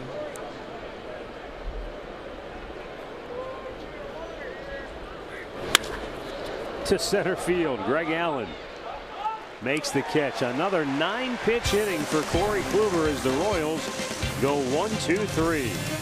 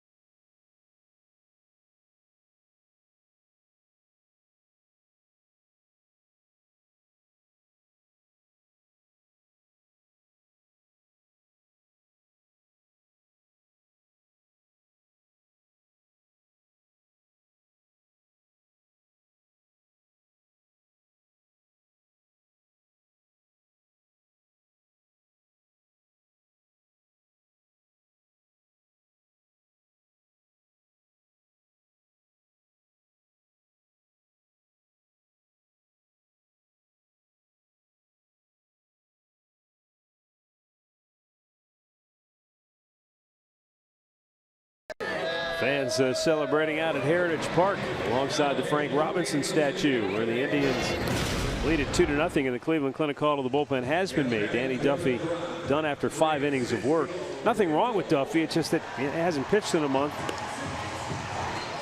And so his pitch count just isn't built back up enough. Scott Alexander, left-hander, coming on. He's had a good year. And he's got the top of the Indians order due up. Yeah, I thought Danny Duffy threw the ball very well today. Just the one hit. He made a couple of errors behind him. He was able to pick one up. 8 strikeouts, no walks. Player profile brought to you by Levin Furniture. Frankie Lindor, first shortstop in the modern era with an extra base hit in 10 straight. No Indians player has ever done that, regardless of position.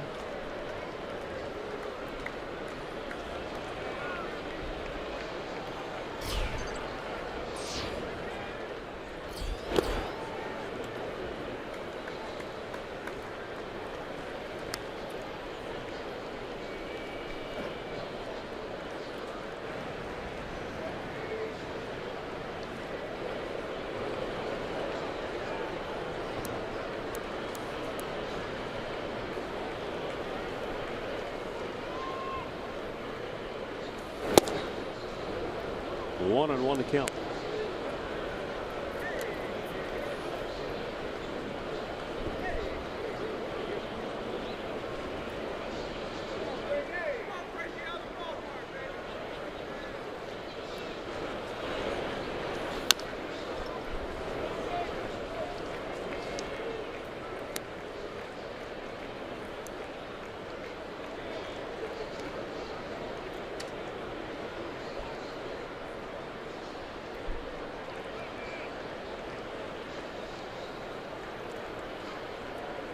Isn't it funny now that you don't watch the scoreboard anymore? Yeah. After they've clinched it. Uh-huh. You don't care what other teams are doing. Although I am somewhat interested in Minnesota. You know, we've got a lot of friends For the there. wild card. And they're losing again today to Toronto. And if they lose and the Angels win, then all of a sudden now they're tied for that wild card spot. That's true. And we're headed into Anaheim to play Right. the Angels. Okay, you guys are in that one. After this pitch, I'm going to tell you what I'm paying attention to. All right, 2-2. Lindor sends a high drive to center. Deep. Back is Orlando. Not deep enough. He'll make the catch. 1 down. What are you watching? What am I watching? I'm watching the Houston Astros, obviously for the best record in the American League. But I checked their schedule last night. Do you know their last 4 games are in Boston versus the Red Sox? Wow. There's a chance they could play 9 games in a row possibly if they play each other in the first round of the playoffs. Just could be an interesting thing to keep in the back pocket, just to pay attention to those 2 teams. I did not realize that. In Fenway Park? In Fenway, yes, sir. That's a very good matchup. That could be a goofy little setting with who pitches and all those good Oh, ones. absolutely. Well, I don't know what the Kyle Gibson's done wrong, if it's the defense, but he's only given up 3 hits, and the Blue Jays have 5 runs. It's called Josh Donaldson. More home runs? He hit another home run, yes. With some His walks 4th in mixed the in? last 3 games. He's already hit 2 home runs Again, today. he hit 2 yesterday. Already. I think he's had some kind of year against Minnesota.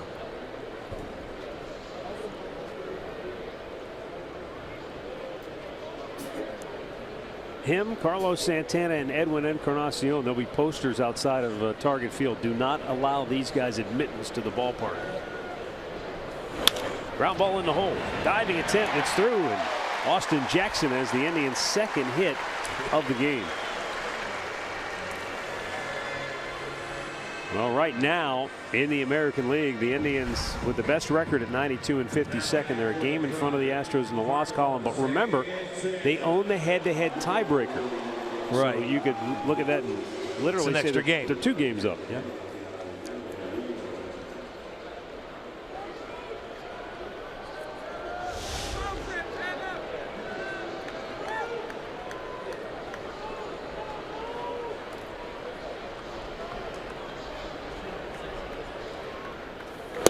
Yeah, so that is what happened to Minnesota, the Josh Donaldson effect.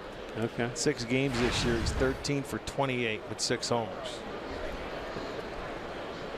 He has personally been a one-man wrecking crew.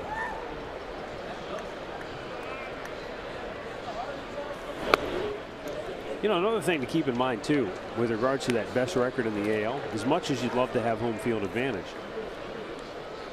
the Indians have a 48-27 mark this year on the road. Right. And when you have good starting pitching, what do we always say? Defense travels. Yeah, the pitching, yeah, it sure does. Well, and then, you know, well, we're going to have time to break everything down, and then you start saying, well, who's going to be the wild card winner? You know, the Yankees and who else? And then they'll play that one wild card game, and then the best record will get that game. Right. So, you know, you can wish and choose and pick and hope, and you just wait and see, and you play who you have to play. Jackson goes to scoring position as Carlos Santana draws his 8th walk on the homestand.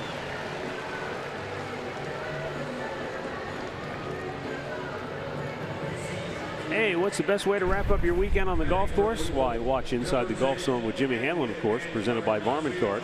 Tees off tonight at 8 on Fox Sports Ohio and streaming on Fox Sports Go.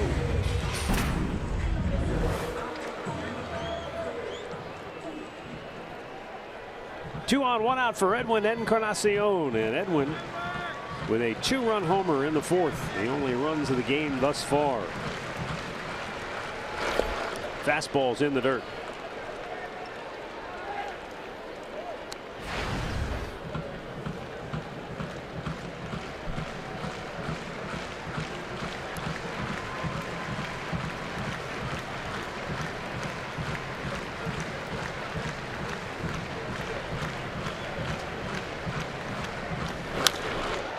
Out of play.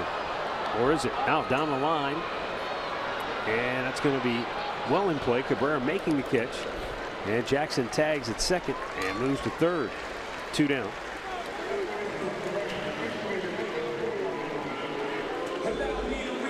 And that'll bring up Jay Bruce, who is 0 for 2. A ground out and called out on strikes his last time up.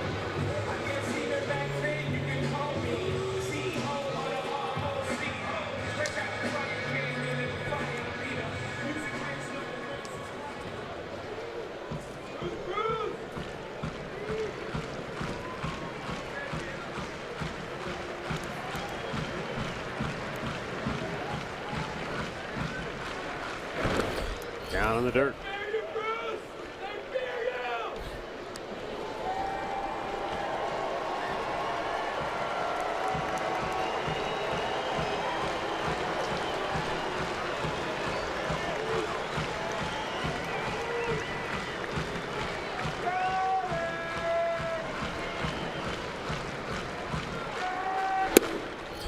A little bit low. So Jay Bruce in a pretty good spot here, 2-0 with a couple aboard. Yeah, he'll be sitting on something he likes, looking for that fastball in his location. And that one is ball 3.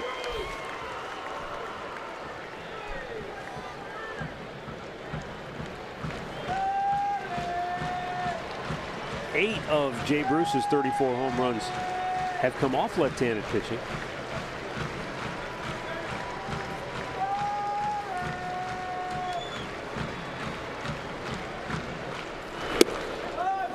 And a fastball is in there, 3-1.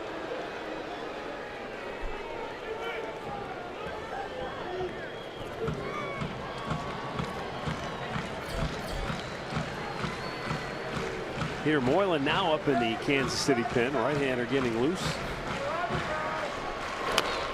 No, he didn't mean to, but he ends up fouling it off in a full count.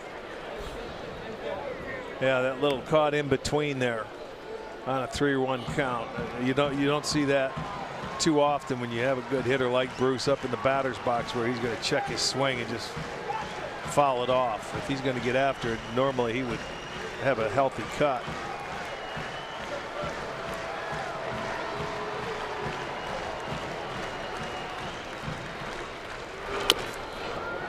Topper up the first base line, and it stays fair right in front of the bag to retire the side. 6 in the books. It's Cleveland 2, Kansas City 0.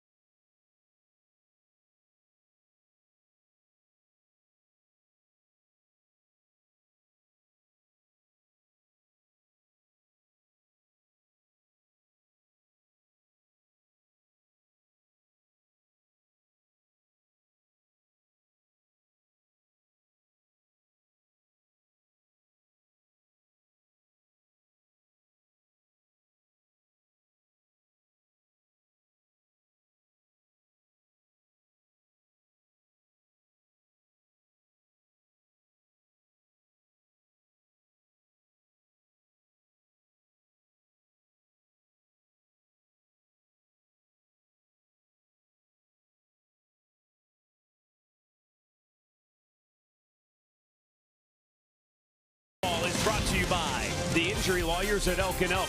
Proud partners of the Cleveland Indians. Call 1-800-ELK-OHIO. By the stylish 2017 Kia Optima.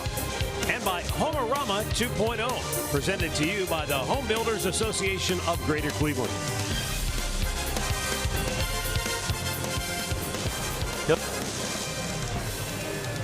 And it's a 2-0 Indians lead on a simply perfect day here in northeastern Ohio. 76 degrees at game time.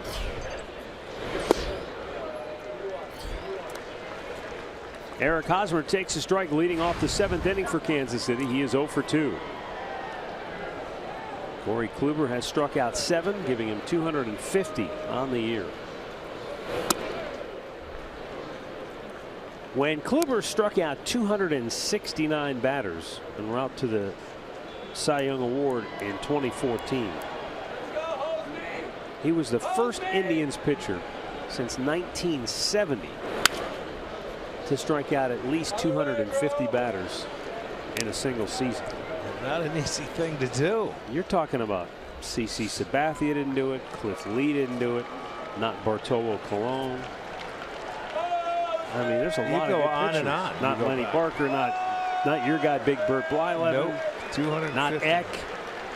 Got to go back to Sudden Sam. Was the last guy to do it before Kluber. Struck out 269 that year. And that's 6th most all time in an Indian single season. Well, and those guys used to get a few more starts too. They probably used to start 37, 38 games, you know, go on every 4 days. But as we say, and we'll continue to do it, his come because of the way he pitches, and he gets in front in the count. 13, 0-2, 1-2 counts. And he gets guys to swing at his pitch. He's not powering his way through and walking 4 or 5 and striking out 10. This guy strikes out 10 and doesn't walk anybody. I mean, and, you know, he has 14 double-digit strikeout games this year. Oh, just missed a little low. Good take right there by Hosmer. It was a really nice pitch, but it's a better take by a hitter because, you know, that little cutter coming in there, that's hard to lay off of. Good job of hitting. Flared to left. It's going to drop for a base hit by Eric Hosmer, who is looking back either at home plate or into the Indians dugout. I couldn't tell which. Well, it doesn't matter. He has the second hit for the Royals. I mean, this is how hard you have to battle to get a hit against Kluber. He took a couple of tough pitches after he had him down in the count. He jammed himself. He flares it over the head of Diaz at third base. And I don't know if somebody was yelling at him from the dugout and having fun or what. Might have been. You're going to count that? Or it could have been the pitch before the pitch he took.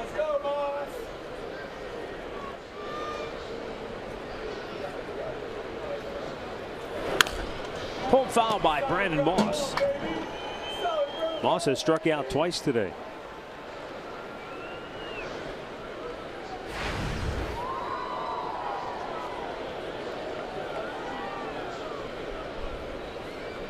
But, you know, as you pointed out at the top of the telecast, here we are again. Kluber pitching here in the 7th inning. He's about to make his 80th pitch of the day.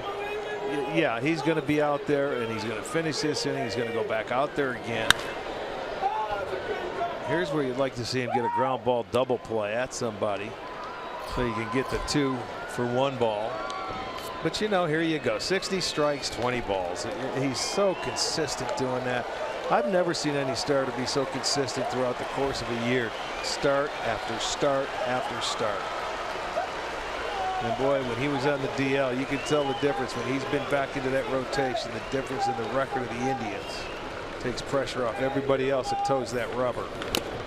Threw it by him. Oh, that was a low dart.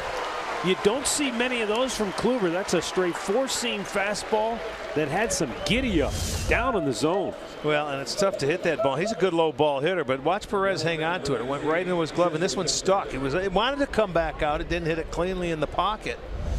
but it stuck into the glove. So strikeout number 8 for Corey.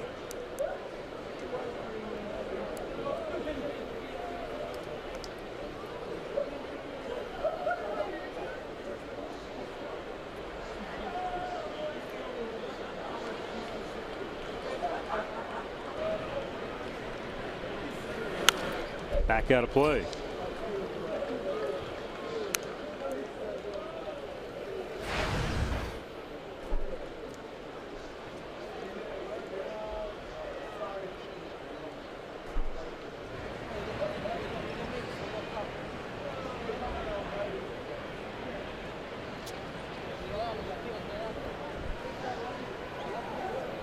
Chesler Cuthbert. Swing and a miss. He's 0 for 2. Struck out his last time up. He's going to see that pitch in his nightmare tonight. Corey thrown that to him a lot, and he's done the same thing. He swing through it, but man, it's such a good pitch, and it's tough to stay on it. You almost have to try and hit that ball to right field.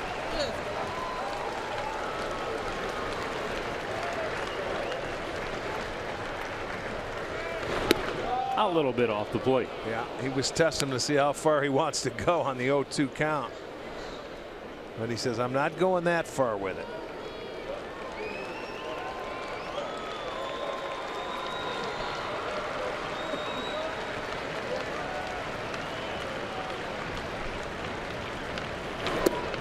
And he tested him again. He's able to hold up.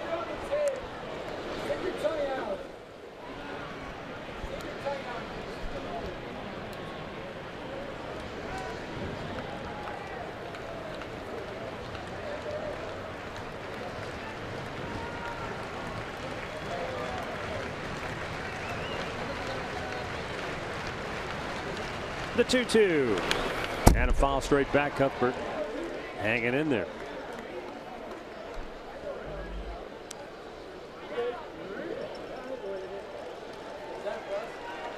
Corey Kluber hit Alex Gordon with a pitch in the 3rd inning. Just cut one in on, nicked him on the knee. The only other base runner for the Royals before the Hosmer leadoff flare here in the 7th was a 1-out single by Paulo Orlando in the 5th, and that was an opposite field base hit. Now a little, I'll tell you, he shot to center field. He made him get it on the plate, and that's a good at bat. Not that they're hitting it hard, but they're putting that slider in play, and Cuthbert finally got one that he could do it with. Now batting Paulo Orlando. See this one, another breaking ball away. But he's able, looking, he got that one and taking it to right. That's what you have to do to that slider, or at least try to. If you pull it, you're done.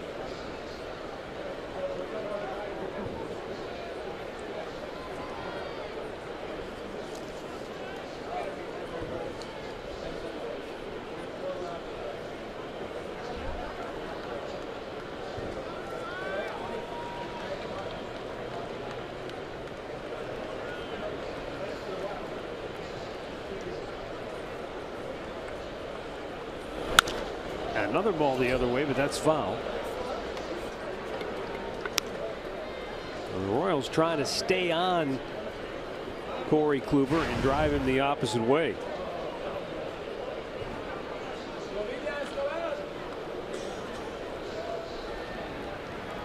It is a very difficult approach to try and beat Kluber because of the fact that he just doesn't give up many hits. No, he doesn't, but they're just starting to look, I think, middle away and just trying to take it that way. And Orlando takes a look. It's 0-2.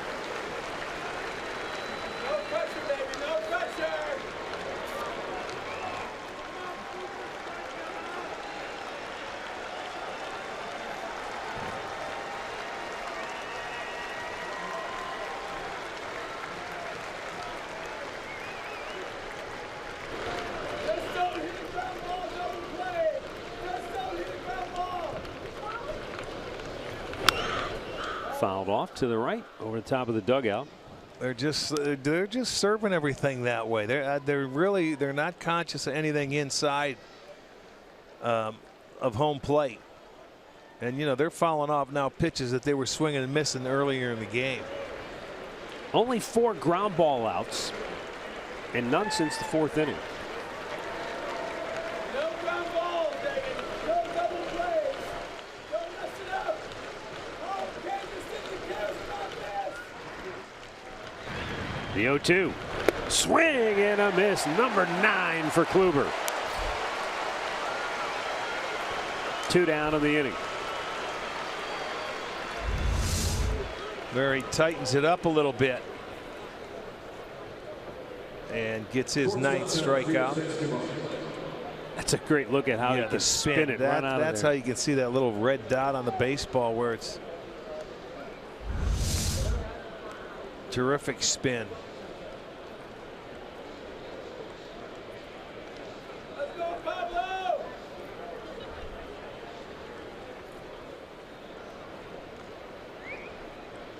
Let's go, Pablito.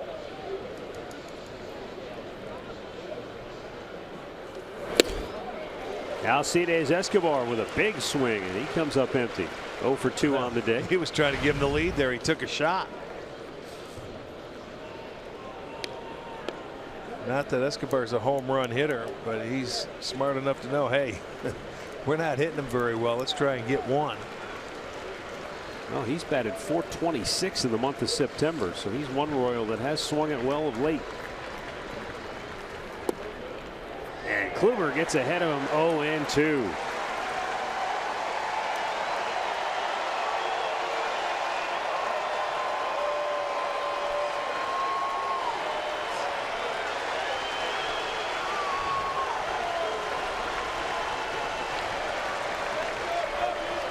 Two on, 2 out.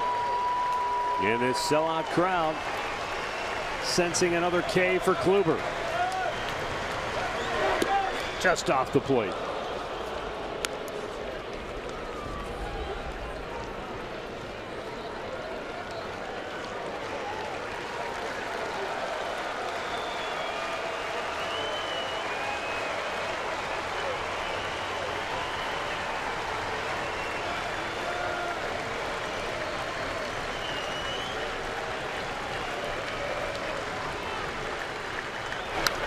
Oh, Escobar spoiled a good fastball to stay alive.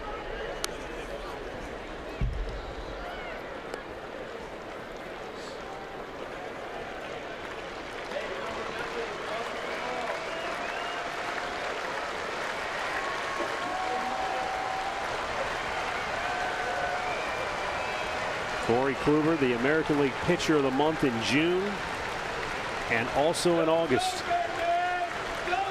And he hasn't shown any signs of slowing down here in September.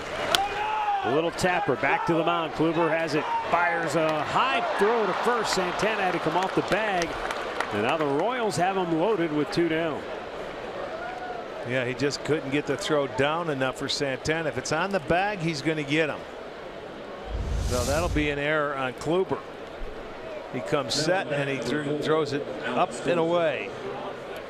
So the inning will continue, and Callaway's just going to go give Kluber a breather. And for Kansas City, their first real opportunity today against Corey Kluber. They've got him loaded, albeit with 2 outs. And the veteran Alex Gordon coming up. Hey, tickets for every Cavs game this season are on sale now. Be a part of the action on opening night against the Celtics. Plus, see the Cavs take on the Warriors, Raptors, Spurs, and more. Get your tickets now at Cavs.com/tickets.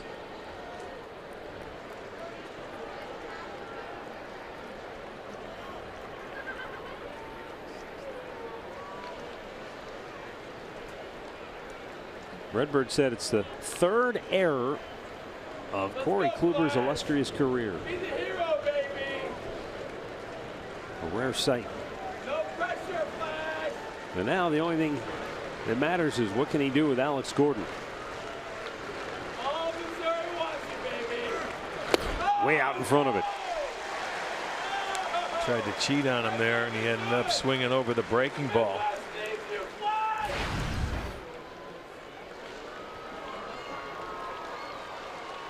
action in the Indians bullpen. As Brian Shaw has begun to loosen. Good for the kids, lads! The kids!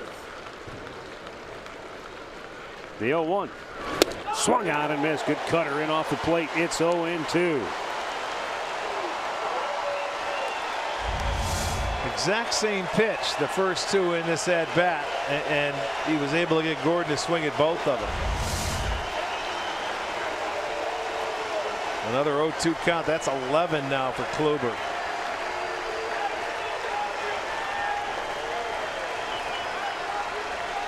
Here is the 0-2. Broke his bat.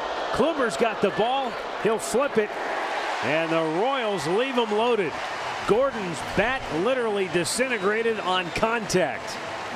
Stretch time now in Cleveland with the Indians on top by a score of 2-0 as Corey Kluber has authored 7 shutout frames here this afternoon. Well, what a day here at Progressive Field as the Indians close out the homestand. They lead it going into the 7th inning stretch. And we pause now for the playing of God Bless America by the wonderful singing group, the Singing Angels, who performed the national anthem earlier today.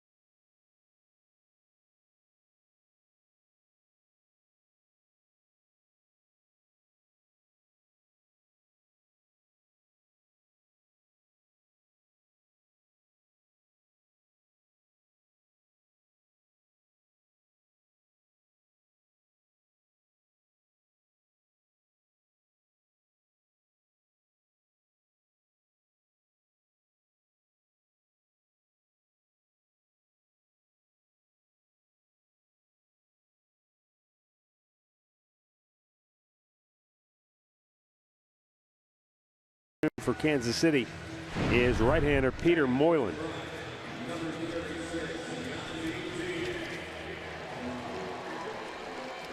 '72nd appearance on the year. And he's on to face 6, 7, and 8 for Cleveland.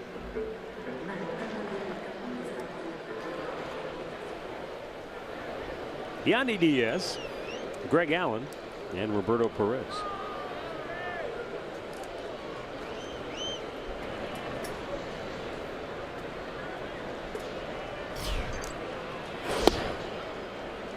Slings it in there for a strike.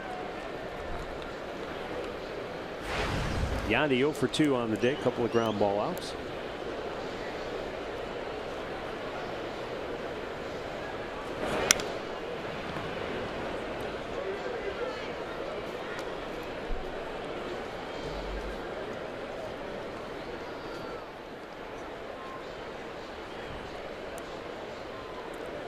Seems like today there have been a lot of 0-2 counts on both sides. You know, I'm talking about when it started Danny Duffy and between them and Kluber, and we have said that a lot today.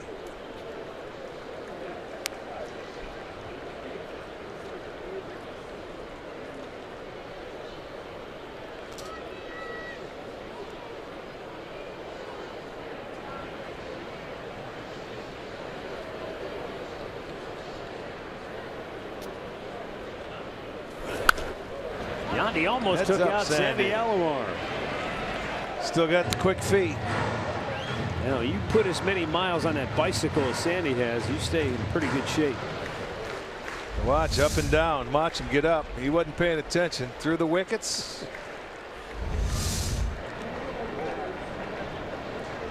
Yeah, figure asking you shall receive. You go to 0-2 counts. Duffy had 8. Kluber had 11. And Yandy Diaz is out number 1 here in the bottom of the 7th.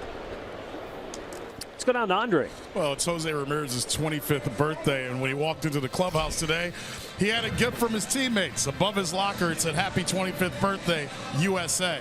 On the other side, it said, "Happy 30th birthday, Dominican." So I asked him which one is true. He looked at me before the game. He laughed and said both. He is sitting out today, sat out yesterday. He didn't want to sit out today. Tito said his hamstring's a little tight. He just wants to give him some time, but expect him back in the lineup on Tuesday. He's been running up and down this dugout all game long, talking to everybody. He doesn't know what to do when he has a day off. Everyday players, they don't, man. They get up there, they want to play, they're used to it, but it makes sense to keep him out today. He'll have tomorrow off with the long flight west. He'll be ready to go. He just doesn't know what to do with himself. I understand that. Greg Allen looks at a ball down low, his first at bat today.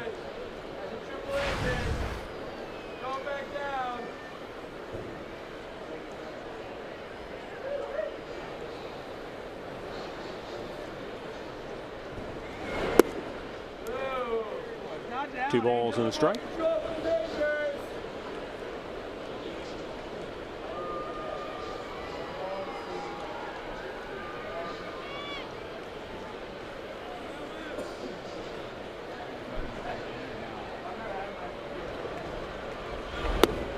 And a little low. 3-1.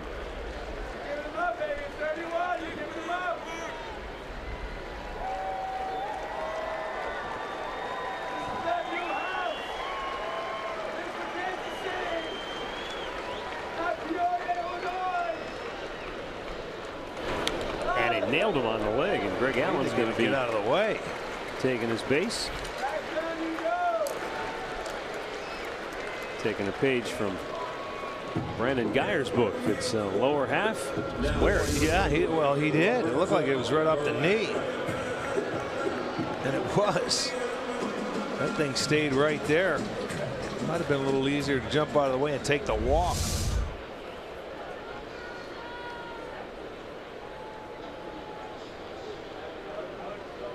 See if it hampers his ability to try and run. This might be a good spot to turn him loose. And Moylan knows that all too well, and he fires the first. Well, let's take a look and see the move of the side armor. See how quickly he gets rid of it.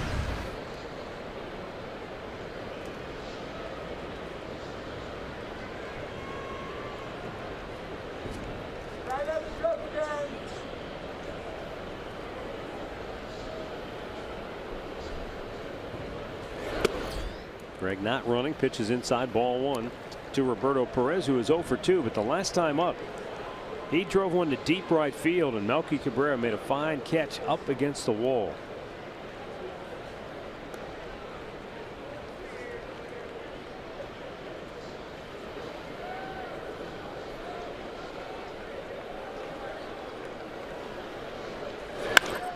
Chops that foul. Look out. It's Andre on break. I didn't hear him.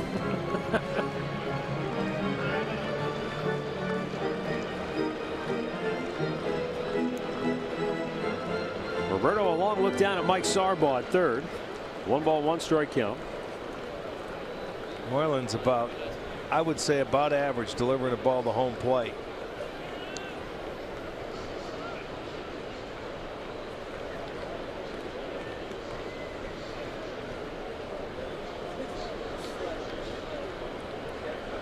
Allen takes off, swing, and finally got a piece of it. So Greg will have to go back.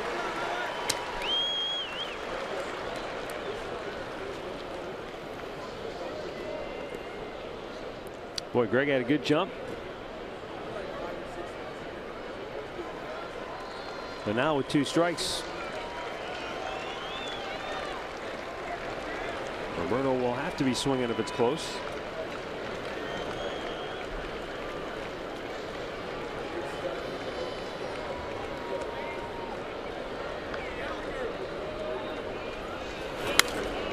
Out of play.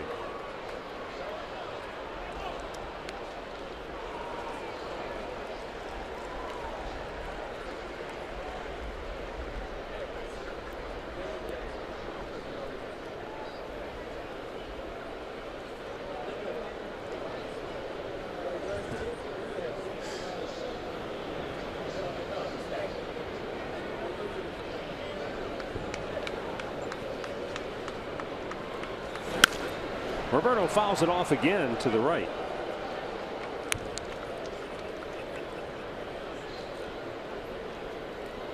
Well, after Josh Donaldson hit 2 home runs for the Blue Jays to give them a 5-0 lead, Twins came back with some home run derby of their own. Eddie Rosario, Byron Buxton both went deep. They've scored 6 times. Rosario, man, he's got in the 25 second inning now. And the Twins are up 6-5 now on Toronto.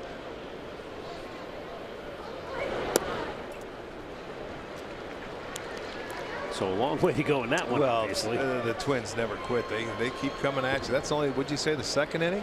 Yeah. Oh boy, a And long way Minnesota's to go. still batting in the bottom of the 2nd with 6 runs in.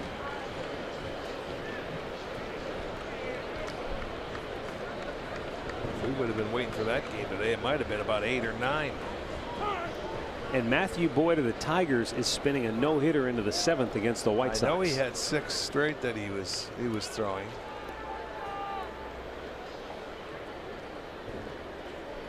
He has just completed 7 no-hit innings. Tigers are up 9-0 on the White Sox. Runner goes, swing and a foul by Perez.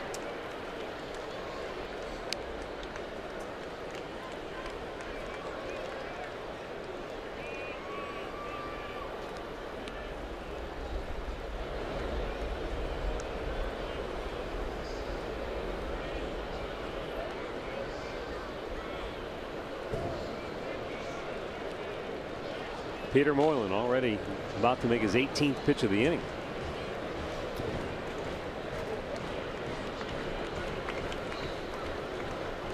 And the 2-2 runner goes, swinging a fly ball deep left field. Gordon back, he won't get it.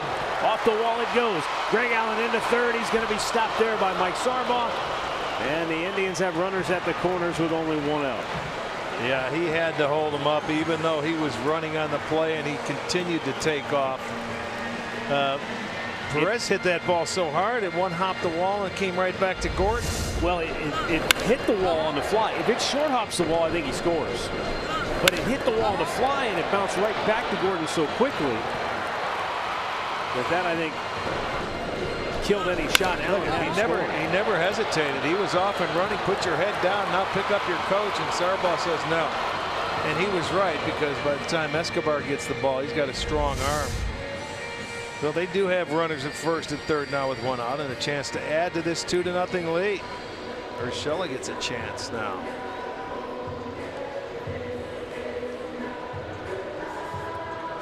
Gio 0 for 2 on the day.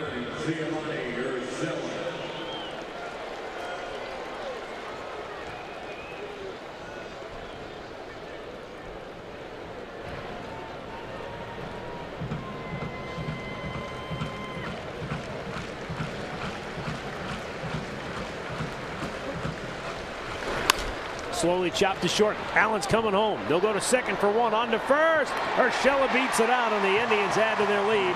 It's now 3-0.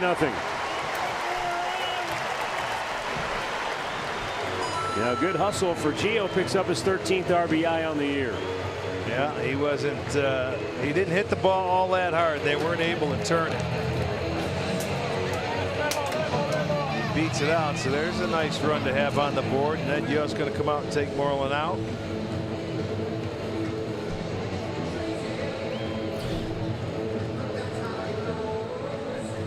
So we've got a timeout here in Cleveland as Ned Yost goes to his bullpen with the Indians up 3-0 in the 7th.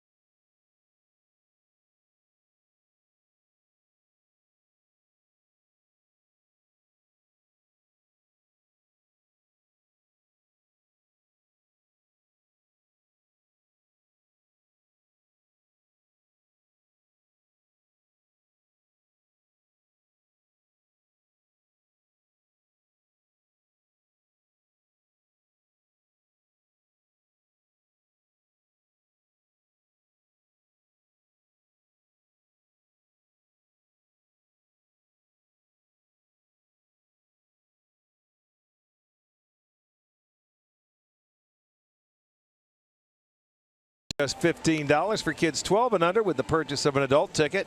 The seats are located in the family deck near the kids clubhouse and are only available at indians.com/kids ticket.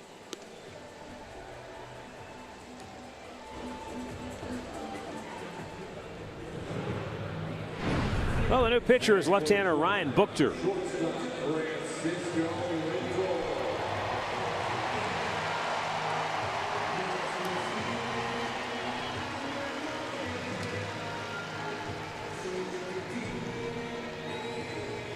Gio Urshela is at first base with 2 down. And Francisco Lindor 0 for 3 on the day will be the batter.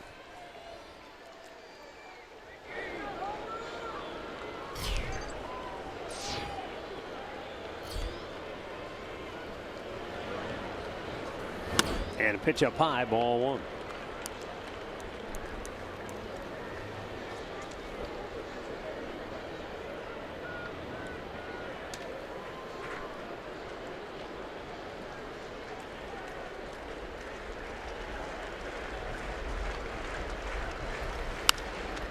High pop up on the infield. Escobar, the shortstop, says, "I'll take it."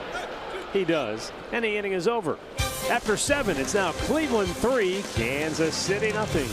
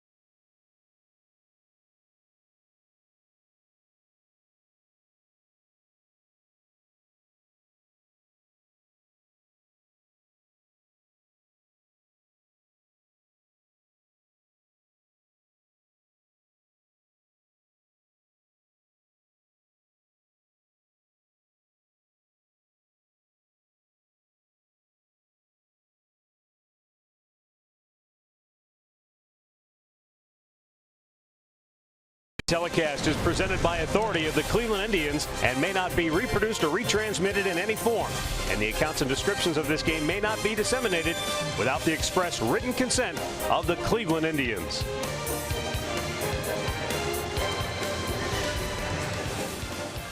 (3-0 Cleveland, 8th inning. New pitcher for the Tribe is right-hander Brian Shaw. Shaw making his 72nd appearance of the year. He'll have the number 9 spot in the order. We'll get a pinch hitter and then the top of the order after that. Defensively now for Cleveland, Eric Gonzalez is in the game at second base. Gio Urshela has gone from second over to third. Jorge Bonifacio will pinch hit for the catcher Cam Gallagher.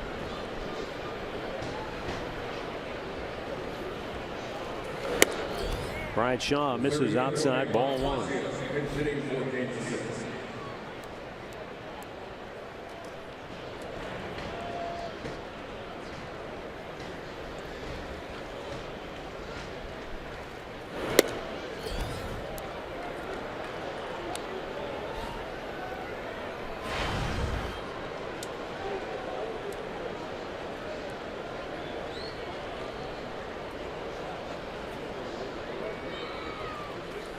The Indians raising a Central Division championship banner before the game today.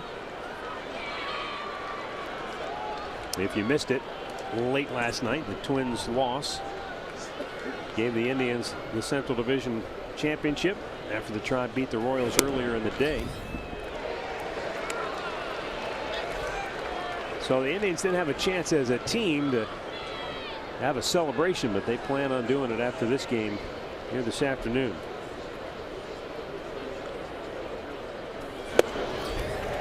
Now full count.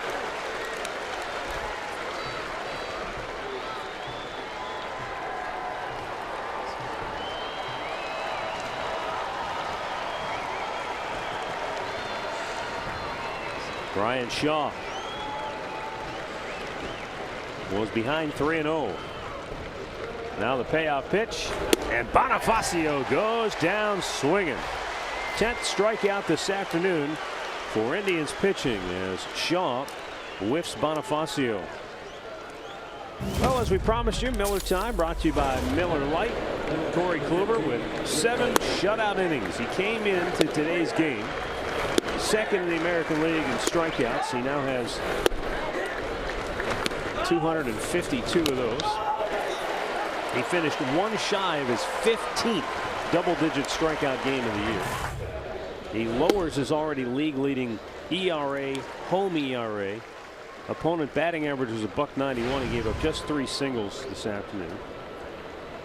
And he's in line for his 17th win of the year, which would be the most in the American League. Yeah. And his 13th start of allowing 1 or no runs in a ball game. So the beat goes on for Corey Kluber.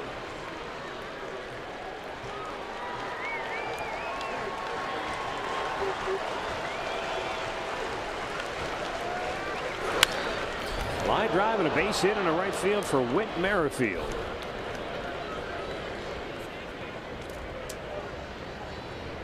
And that will bring up Melky Cabrera. Well, this young man always finds a way to get hits. I mean, he takes the approach where he can get after. You throw him away, you better make sure it's down and you make him work for it. Because Shaw, that ball really, I don't know, did that say 99? If it did, he hit that ball to right field. He's got such a nice approach. He doesn't do too much. He gets the 4th hit for the Royals.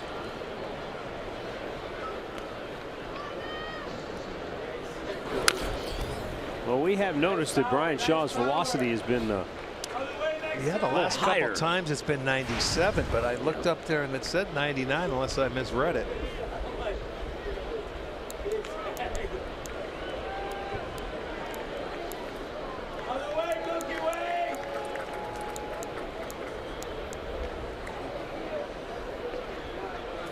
Oh, one pitch swung out and missed, down and in.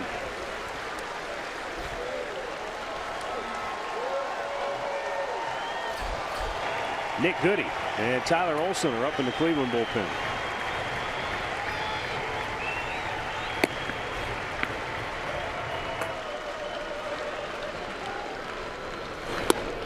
upstairs with it. 1 ball, 2 strikes.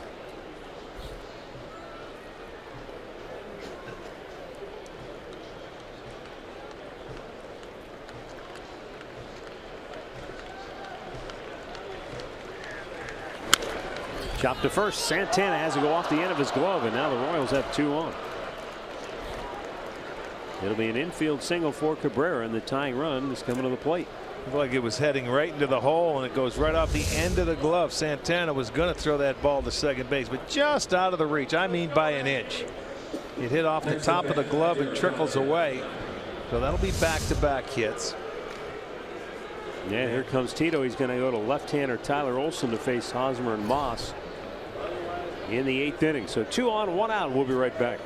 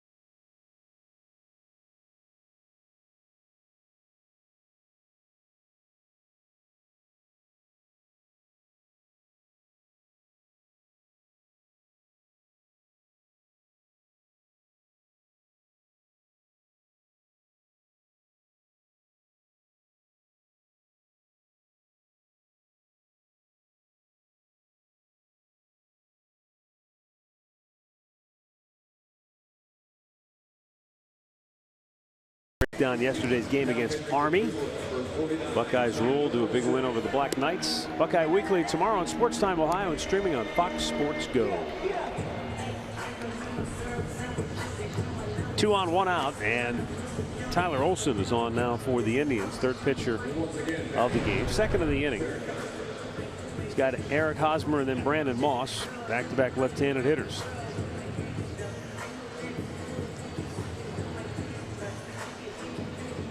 Through the first 6 innings of this game, Kansas City had a total of 2 base runners. 1 in the 3rd, 1 in the 5th. Neither went beyond first base, but last inning they loaded the bases with 2 outs, and Corey Kluber got out of it. Now, well, after a couple of singles, they've got 2 on with 1 out in the 8th.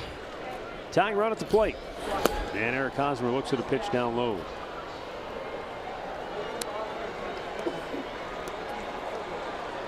Tyler Olson has done a terrific job this year for the Indians.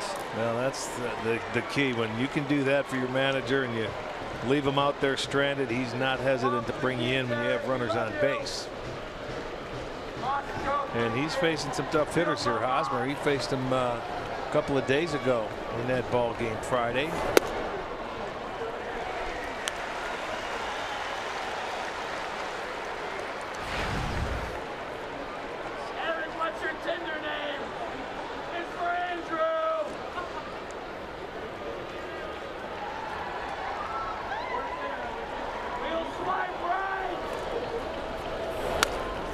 Fouled back, and it's 1-2.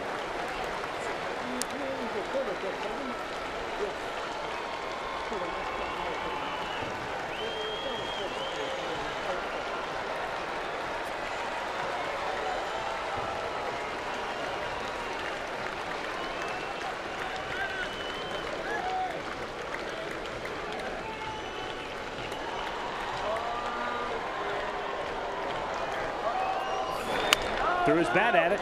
Olson Comes up with it, throws to first just in time to get him. Boy, he stayed with it, man. Pinball.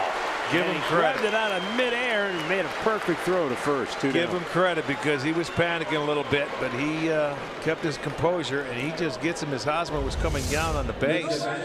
Gets him to hit it off the end of the bat. Great little breaking ball off the dish, and that was a tough little short hop, but he gathered himself and threw a strike in a nice play. So even though the runners do move up, they get the out at first base, and they have two. Bring it in, everybody!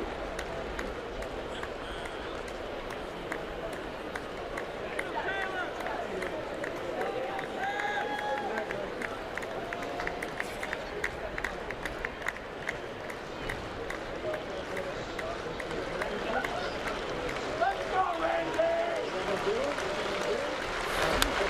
Brandon Moss took a big hack, fouls it straight back. Focus! Focus! On their way!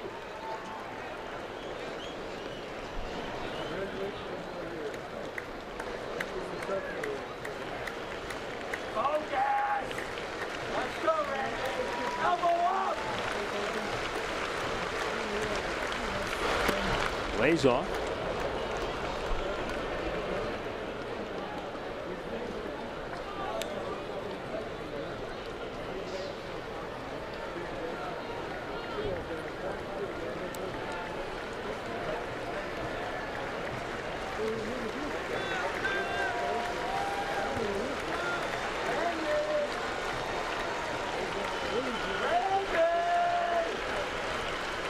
Second and third.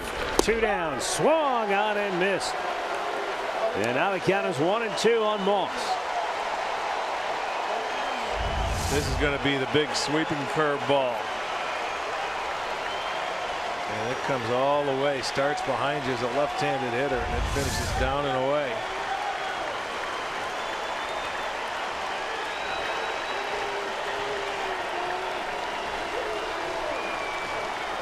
A lot of this capacity crowd up on its feet right now. The two-strike pitch, and a lot of the guys on the infield thought it was strike three, but the home-plate umpire didn't call it. Well, I can see Perez talking to him right there. He's sitting away, but that ball comes in. It's right over the plate. It is, but you know what? When you reach across like that, I'm thinking that's probably why he didn't get it. It was a strike. Perez was sitting away, and he told him.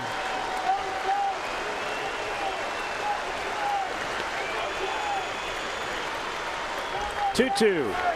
And he lines it into center field. You give him a second chance. Yeah, you give him 4 strikes. It always happens. And both runs score for Kansas City, and it's a 1-run game. Boy, oh boy, oh boy. You're right. He came back again, and Moss was ready. Those 2 runs are going to be charged to Shaw. But he comes back with another breaking ball, and he hits it right back up the middle. And he went out to get it, so he was looking for that pitch away. Even though they were sitting away the pitch before that, it started at him and it came in. So those are the first 2 inherited runners that Olson has given up in his time here. And now Tito's going to go back out to the bullpen. Cody Allen will be coming on when we come back.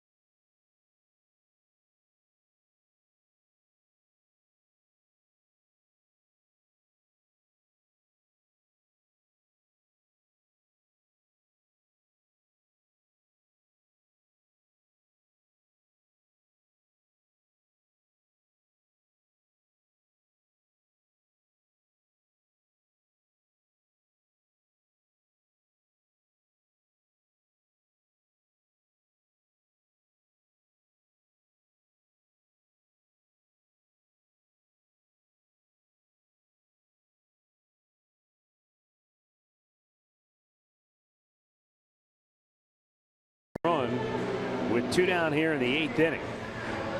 And the new pitcher is Cody Allen. Cody Allen, 27 out of 31 in save situations this year.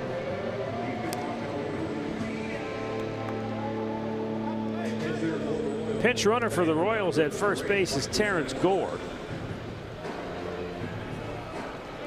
And this guy can run. He's a base stealer. And don't be surprised if you see him run. But I will say this. Cody Allen does a nice job of holding runners. And Perez will be up for the task. They know the situation that's on the line.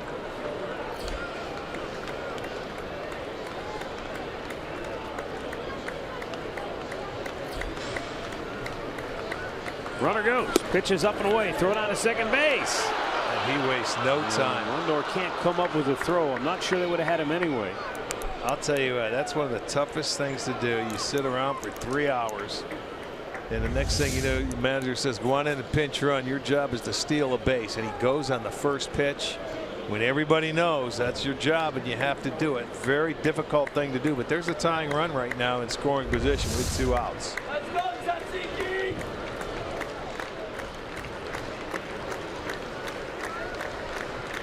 Mike Moustakas 1 for 3 on the afternoon. Let's go, John Stamos! And a curveball in there for a strike.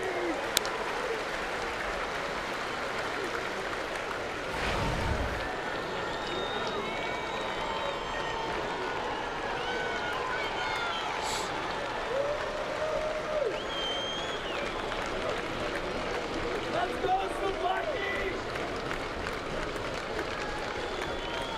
The 1-1 swung on and missed. Another nasty hook in the dirt. Yeah, it's almost like there's nothing he could do. You could see the legs and the feet with Moustakas with that bum knee. He really couldn't get out of the way of it. He ended up swinging at a pitch. It was down and in.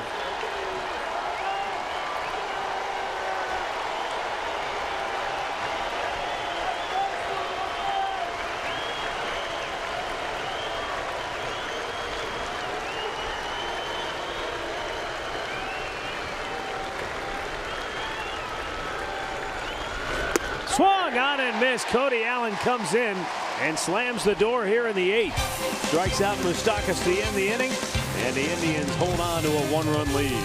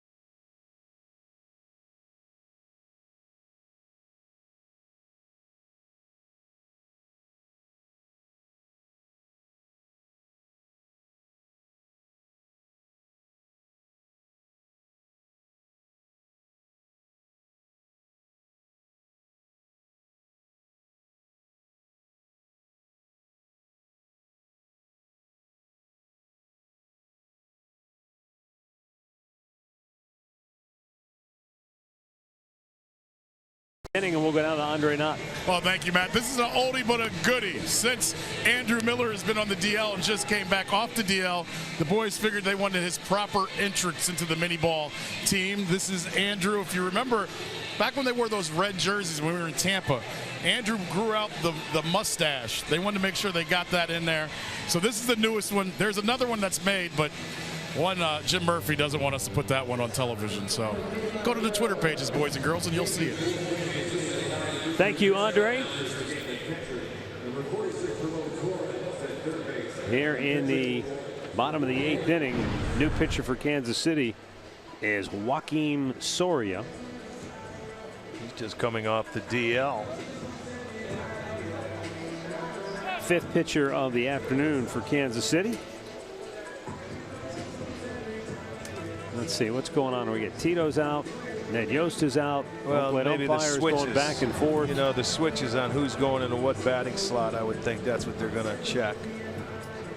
Drew Butera is now behind the plate.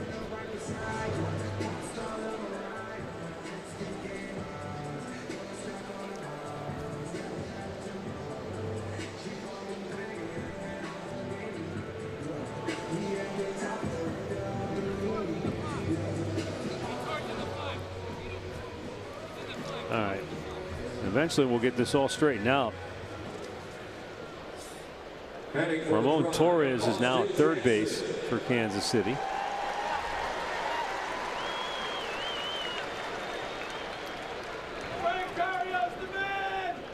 Austin Jackson batting. And Joakim Soria.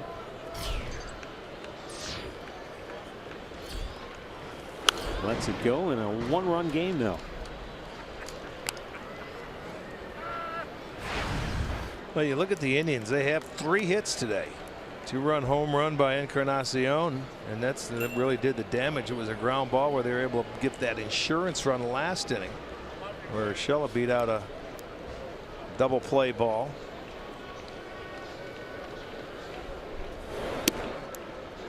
And if not for a missed third strike call, they would not have allowed a run yet today.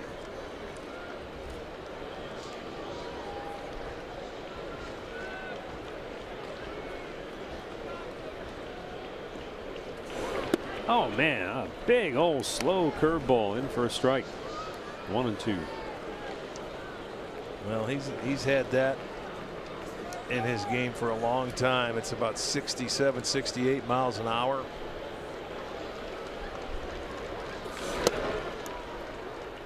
2-2.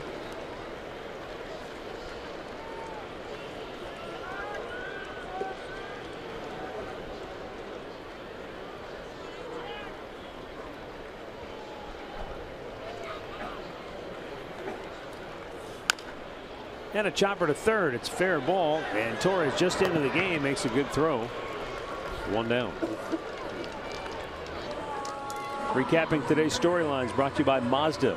Indians still in the chase to keep home field advantage in the American League throughout the postseason. And Corey Kluber is in line for his 17th win if the bullpen can hold it now.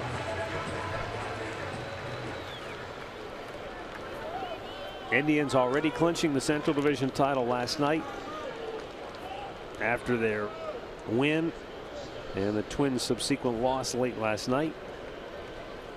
But they plan on celebrating after this game, win or lose, for what they've accomplished so far this year. It's the first step in what they hope will be a long journey. And when you think about that journey and you think about the people responsible for the success of this ball club this year, it has truly been an all-around, all-encompassing team effort. You talk about it starts in the offseason with ownership stepping out and bringing on a high-priced free agent like Edwin Encarnacion, making that commitment to getting him in an Indians uniform. And then you look at the front office's role when the injury to Michael Brantley and Alani Chisenhall knocked out a couple of key outfielders. They go and swing the deal to get Jay Bruce just in the nick of time to help fill a huge void in the lineup.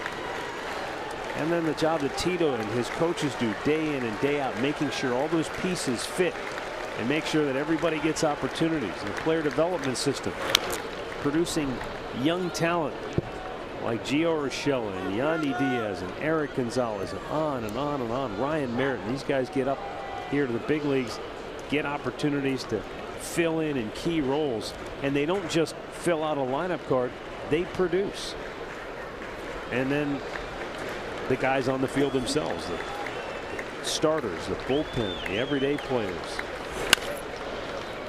Santana tried to beat the shift, but it's just been foul. a thing of beauty. But it has been a great collective effort.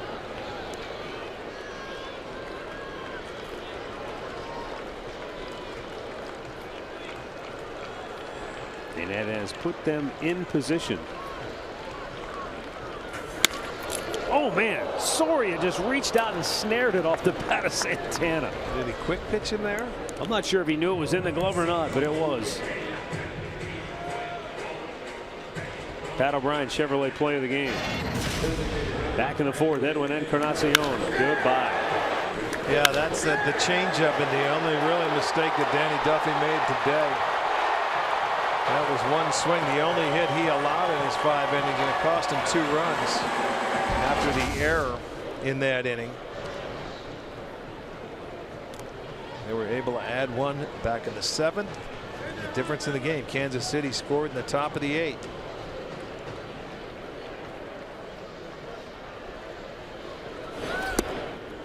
Edwin out in front of that slow curveball.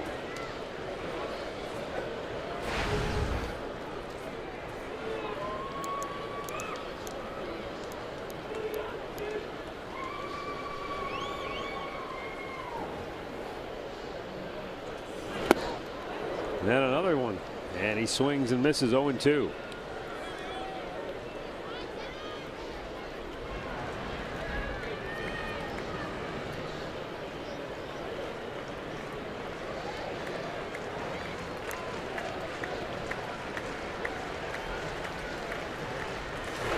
There's another quick pitch. Stick around after the game. Indians live. We'll have all the locker room celebration of the Indians' night Central Division title championship. First back-to-back title in almost 20 years. Down low, 2-2.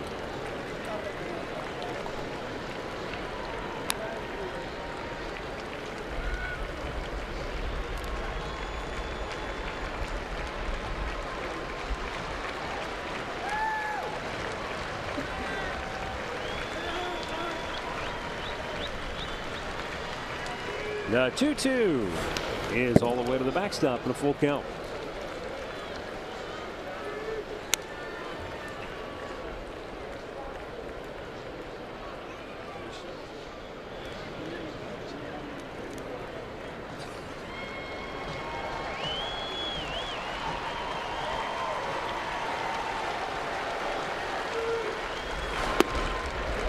That's low.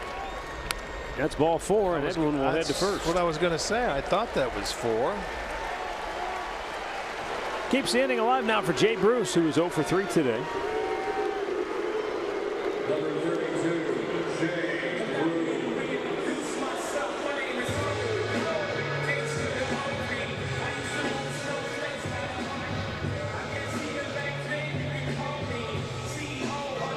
In the bottom of the 9th.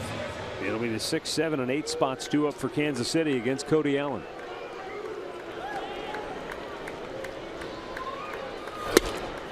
Jay Bruce swing and a miss.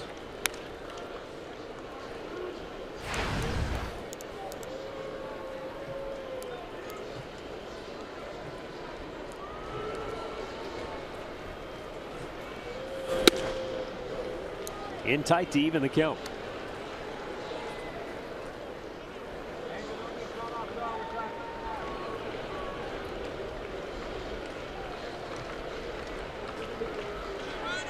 Royals 3-man shift right side of the infield. Merrifield, the second baseman, way out in the shallow right field. Jay pulls it towards first. Hosmer with the scoop. And we'll go to the bottom of the, or we'll go to the 9th inning now with the Indians clinging to a 3-2 lead.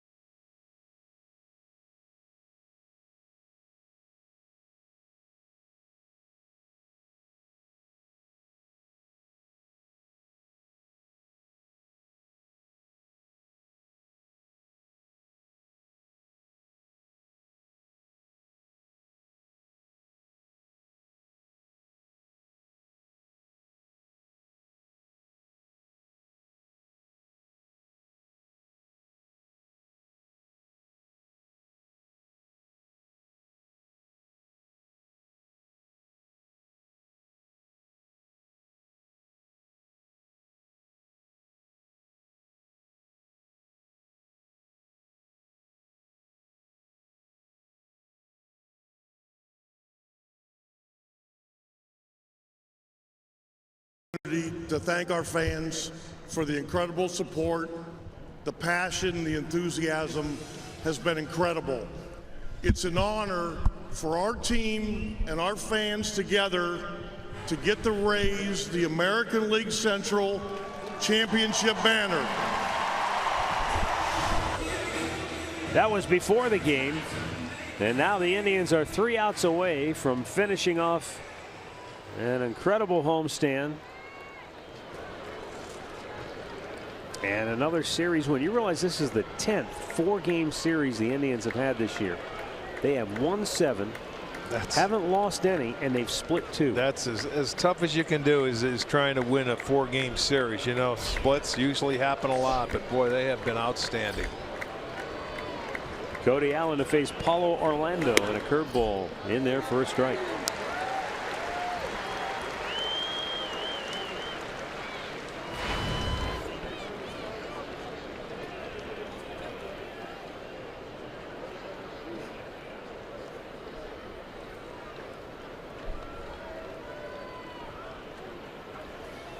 Fastball popped up, and the second baseman Eric Gonzalez will make the catch. 1 down.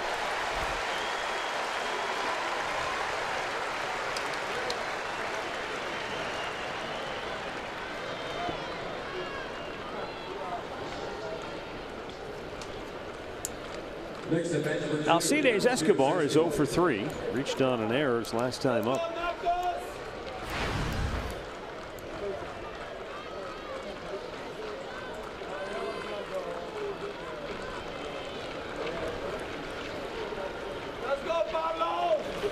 And that's low and away, ball 1.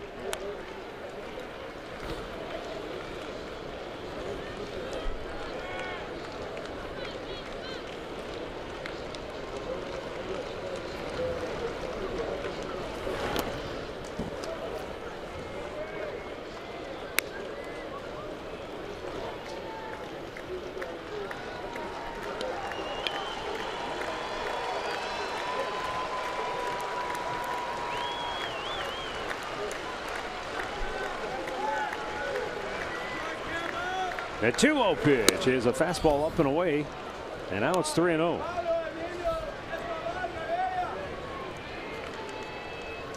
Alex Gordon waits on deck.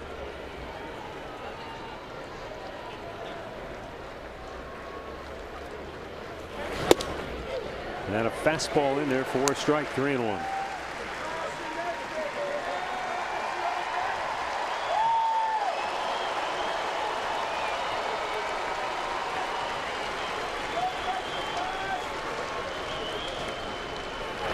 Off the plate, ball 4. Now the tying run is aboard with 1 out here in the 9th.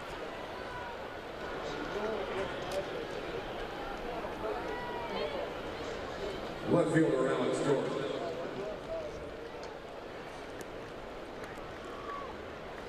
Let's go, bro. Let's go, Flash. Alex Gordon is 0 for 2. Hit by a pitch back in the 3rd inning. He's gone 3 for 12 in the series coming into today with a home run. So 3 out of 14 overall.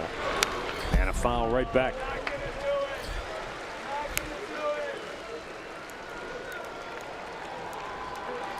$32,313 the official attendance here this afternoon. 3rd consecutive sellout.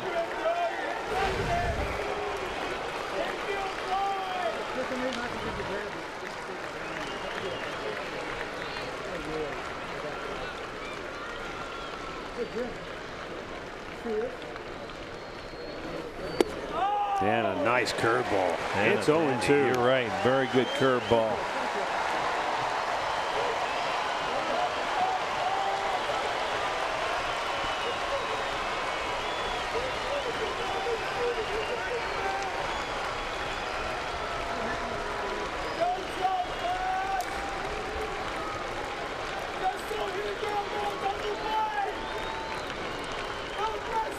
The 0-2.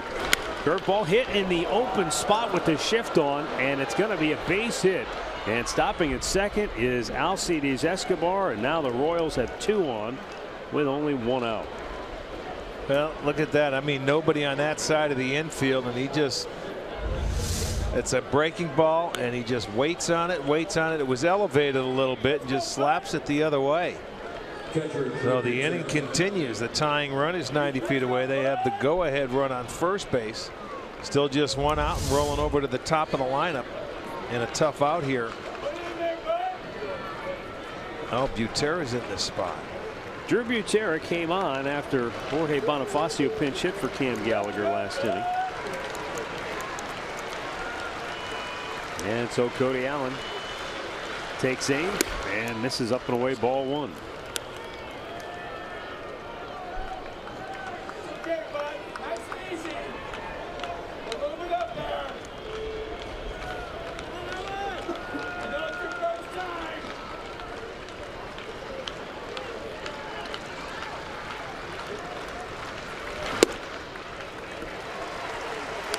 There's a called strike. Well, you know, it'd be beautiful to be a ground ball right here and get that double play and get it over. 2 for 1.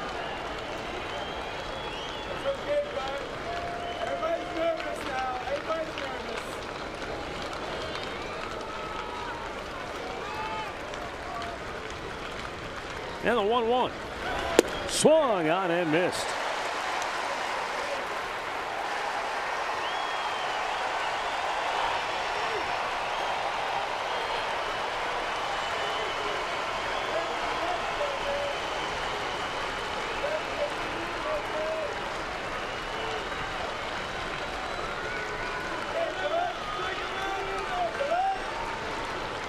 Cody checks the runner at second. His 1-2 pitch is swung on and popped foul out of play.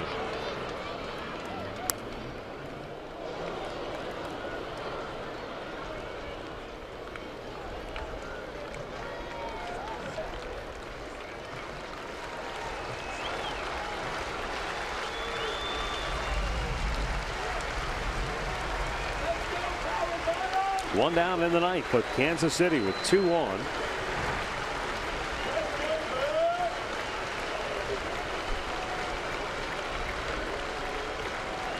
And Drew Butera awaits the 1-2 offering from Cody Allen. And that's up high, 2-2.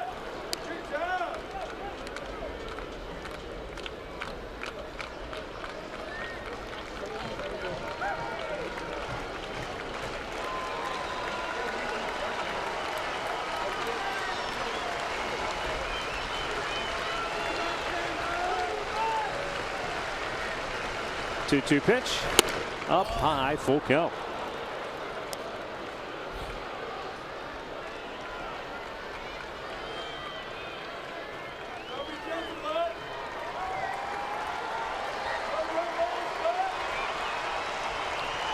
Already 20 pitches for Cody Allen. Yeah, he got the first out, then a walk to Escobar, and then the base hit by Gordon going the other way. And a full count here. Payoff pitch. Swung on and missed. He threw it by him. Cody Allen gets the strikeout, and there are 2 down in the ninth.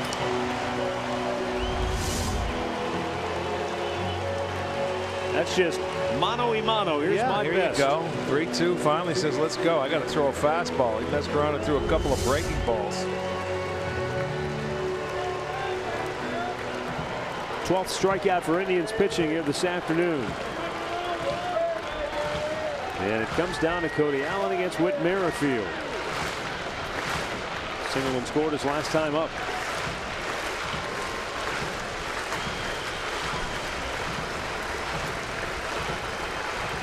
And the pitch. Swung on and missed.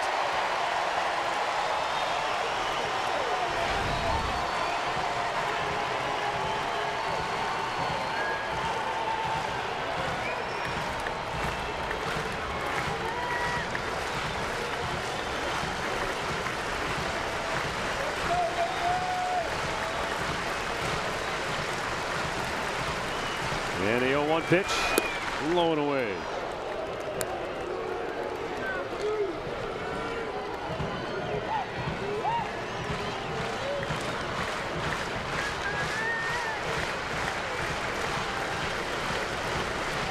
sellout crowd up on its feet as the Indians are 1 out away from taking the series. The 1-1. Curveball down low, 2 balls and a strike.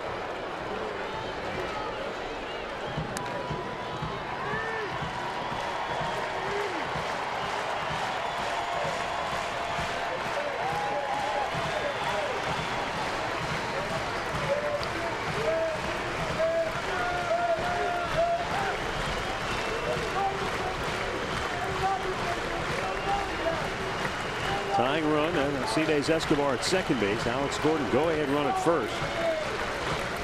2 down in the 9th and the 2-1 pitch. Back over the screen. And the Royals are down to their last strike.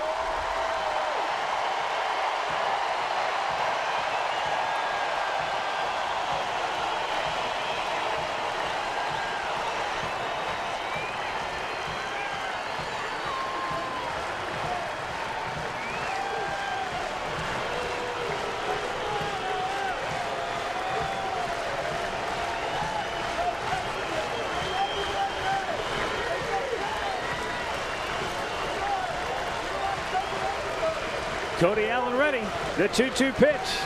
Swung out and missed. Hayes struck him out to end the game. The Indians win the series. They've won 24 of their last 25. They've won back-to-back Central Division titles. And now look out, October. Here they come. Well, able to hold on. Another close ball game, a 1-run game. Second time they've been able to beat the Royals in this series, 3-2. They did that Thursday as well. Corey Kluber now leading the league in wins with number 17 on the afternoon. That's a good sign. He came out in 7 innings, did not allow a run. And now a nice off day. They can go in there and celebrate, have fun, enjoy it. And Edwin Encarnacion with his 36th home run of the year. He moves in. Well, he tied with Moustakas for 5th in the league. And just a great job by this ball club to continue to keep their eyes ahead, focus on each day. Well, and, they win again. They go 9-1 on this homestand when they had the chance to deliver here, you know, and win it. And they can celebrate now and enjoy it at home, and then jump on a bird and go west. And the last 6 games on the road this year before the playoffs start. Now the Indians are now 93-57 on the year, so still 100 wins, very much within their grasp if they continue to play solid baseball down the stretch. And there's no reason to believe that they won't, because Terry Francona has said, outside of giving a couple of guys some rest here and there, they're going to keep plowing ahead because you want to secure that home field advantage. No doubt. And they will pick and choose the time they give their, you know, some guys some days off, you know, pick and choose, but they will. They'll do it. They'll continue to try to win and win series and move on. And you can see the celebration is starting in the dugout. Guys are throwing some championship t-shirts up into the crowd, and they're gonna savor it, because it is such a long, you know, we use the term, it sounds cliche, but it is a long grind when you start in spring training and work your way through 6 months of an everyday regular season. And to get to this point, you know, some might say, well, isn't it anticlimactic because they technically clinched last night? Not for those guys. I'll tell you what, no, day in and day out, this is something that I mean, it's a goal. You set the goal when you go to spring training. Hey, we got to win our division, and once we get to that playoffs, you go on from there. And they accomplished a goal, and they know they're not finished yet because they have many more to go. They got a couple of more steps along the way, but right now, goal number 1 has been accomplished, and they can celebrate it and enjoy it, and why wouldn't you? Even Bradley Zimmer, cast and all, partaking in some of the celebration. You better put a bag on that. That's going to get wet in a minute. I think he will. I remember last year Trevor Bauer had some sort of contraption over his thumb when they absolutely clinched in Toronto. Well, it only has just begun because the Indians have plenty left to do before this season's over and into the month of October. Their goal is to get back and win it all this year. And so the first step has been accomplished with the Central Division Championship. Downstairs to Andre Knott. Cody, how great does it feel to have this celebration here at home after last season not being able to do this at all at North? It's awesome to do it here in front of your own fans, people that appreciate you more than anybody. We'll take it wherever we can get it, but to do it at home is a little more special. When you look back on this season, everybody talks about the winning streak. What stands out to you about what this team stands for? Just staying in the moment. These guys do an unbelievable job of never letting the moment get too big or too small, just focusing on the task at hand. And I think that's the only way you can win as many games in a row as we did, or be down early in the season and come back and battle with some of these teams in our division. These guys did an unreal job of doing the old adage, take it one day at a time, and this is what you have to show for it. How much fun is it for you to go through a season and have a guy like Tyler Olson kind of come out of nowhere, Nick Goody, just become a part of what you guys do in the bullpen?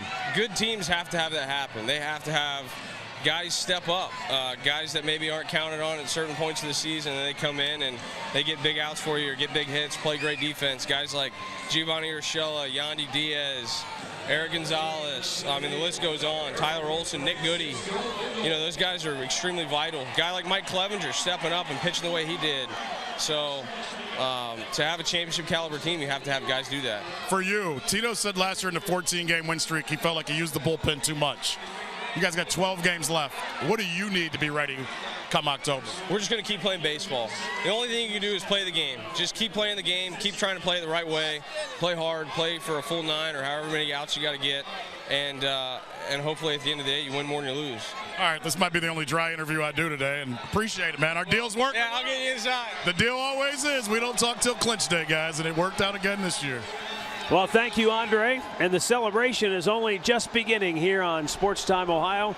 Stay tuned. We'll bring you inside the locker room with all of the festivities coming up right after this. For Rick Manning, I'm Matt Underwood. Thanks for watching. Stay tuned. A whole lot more still to come.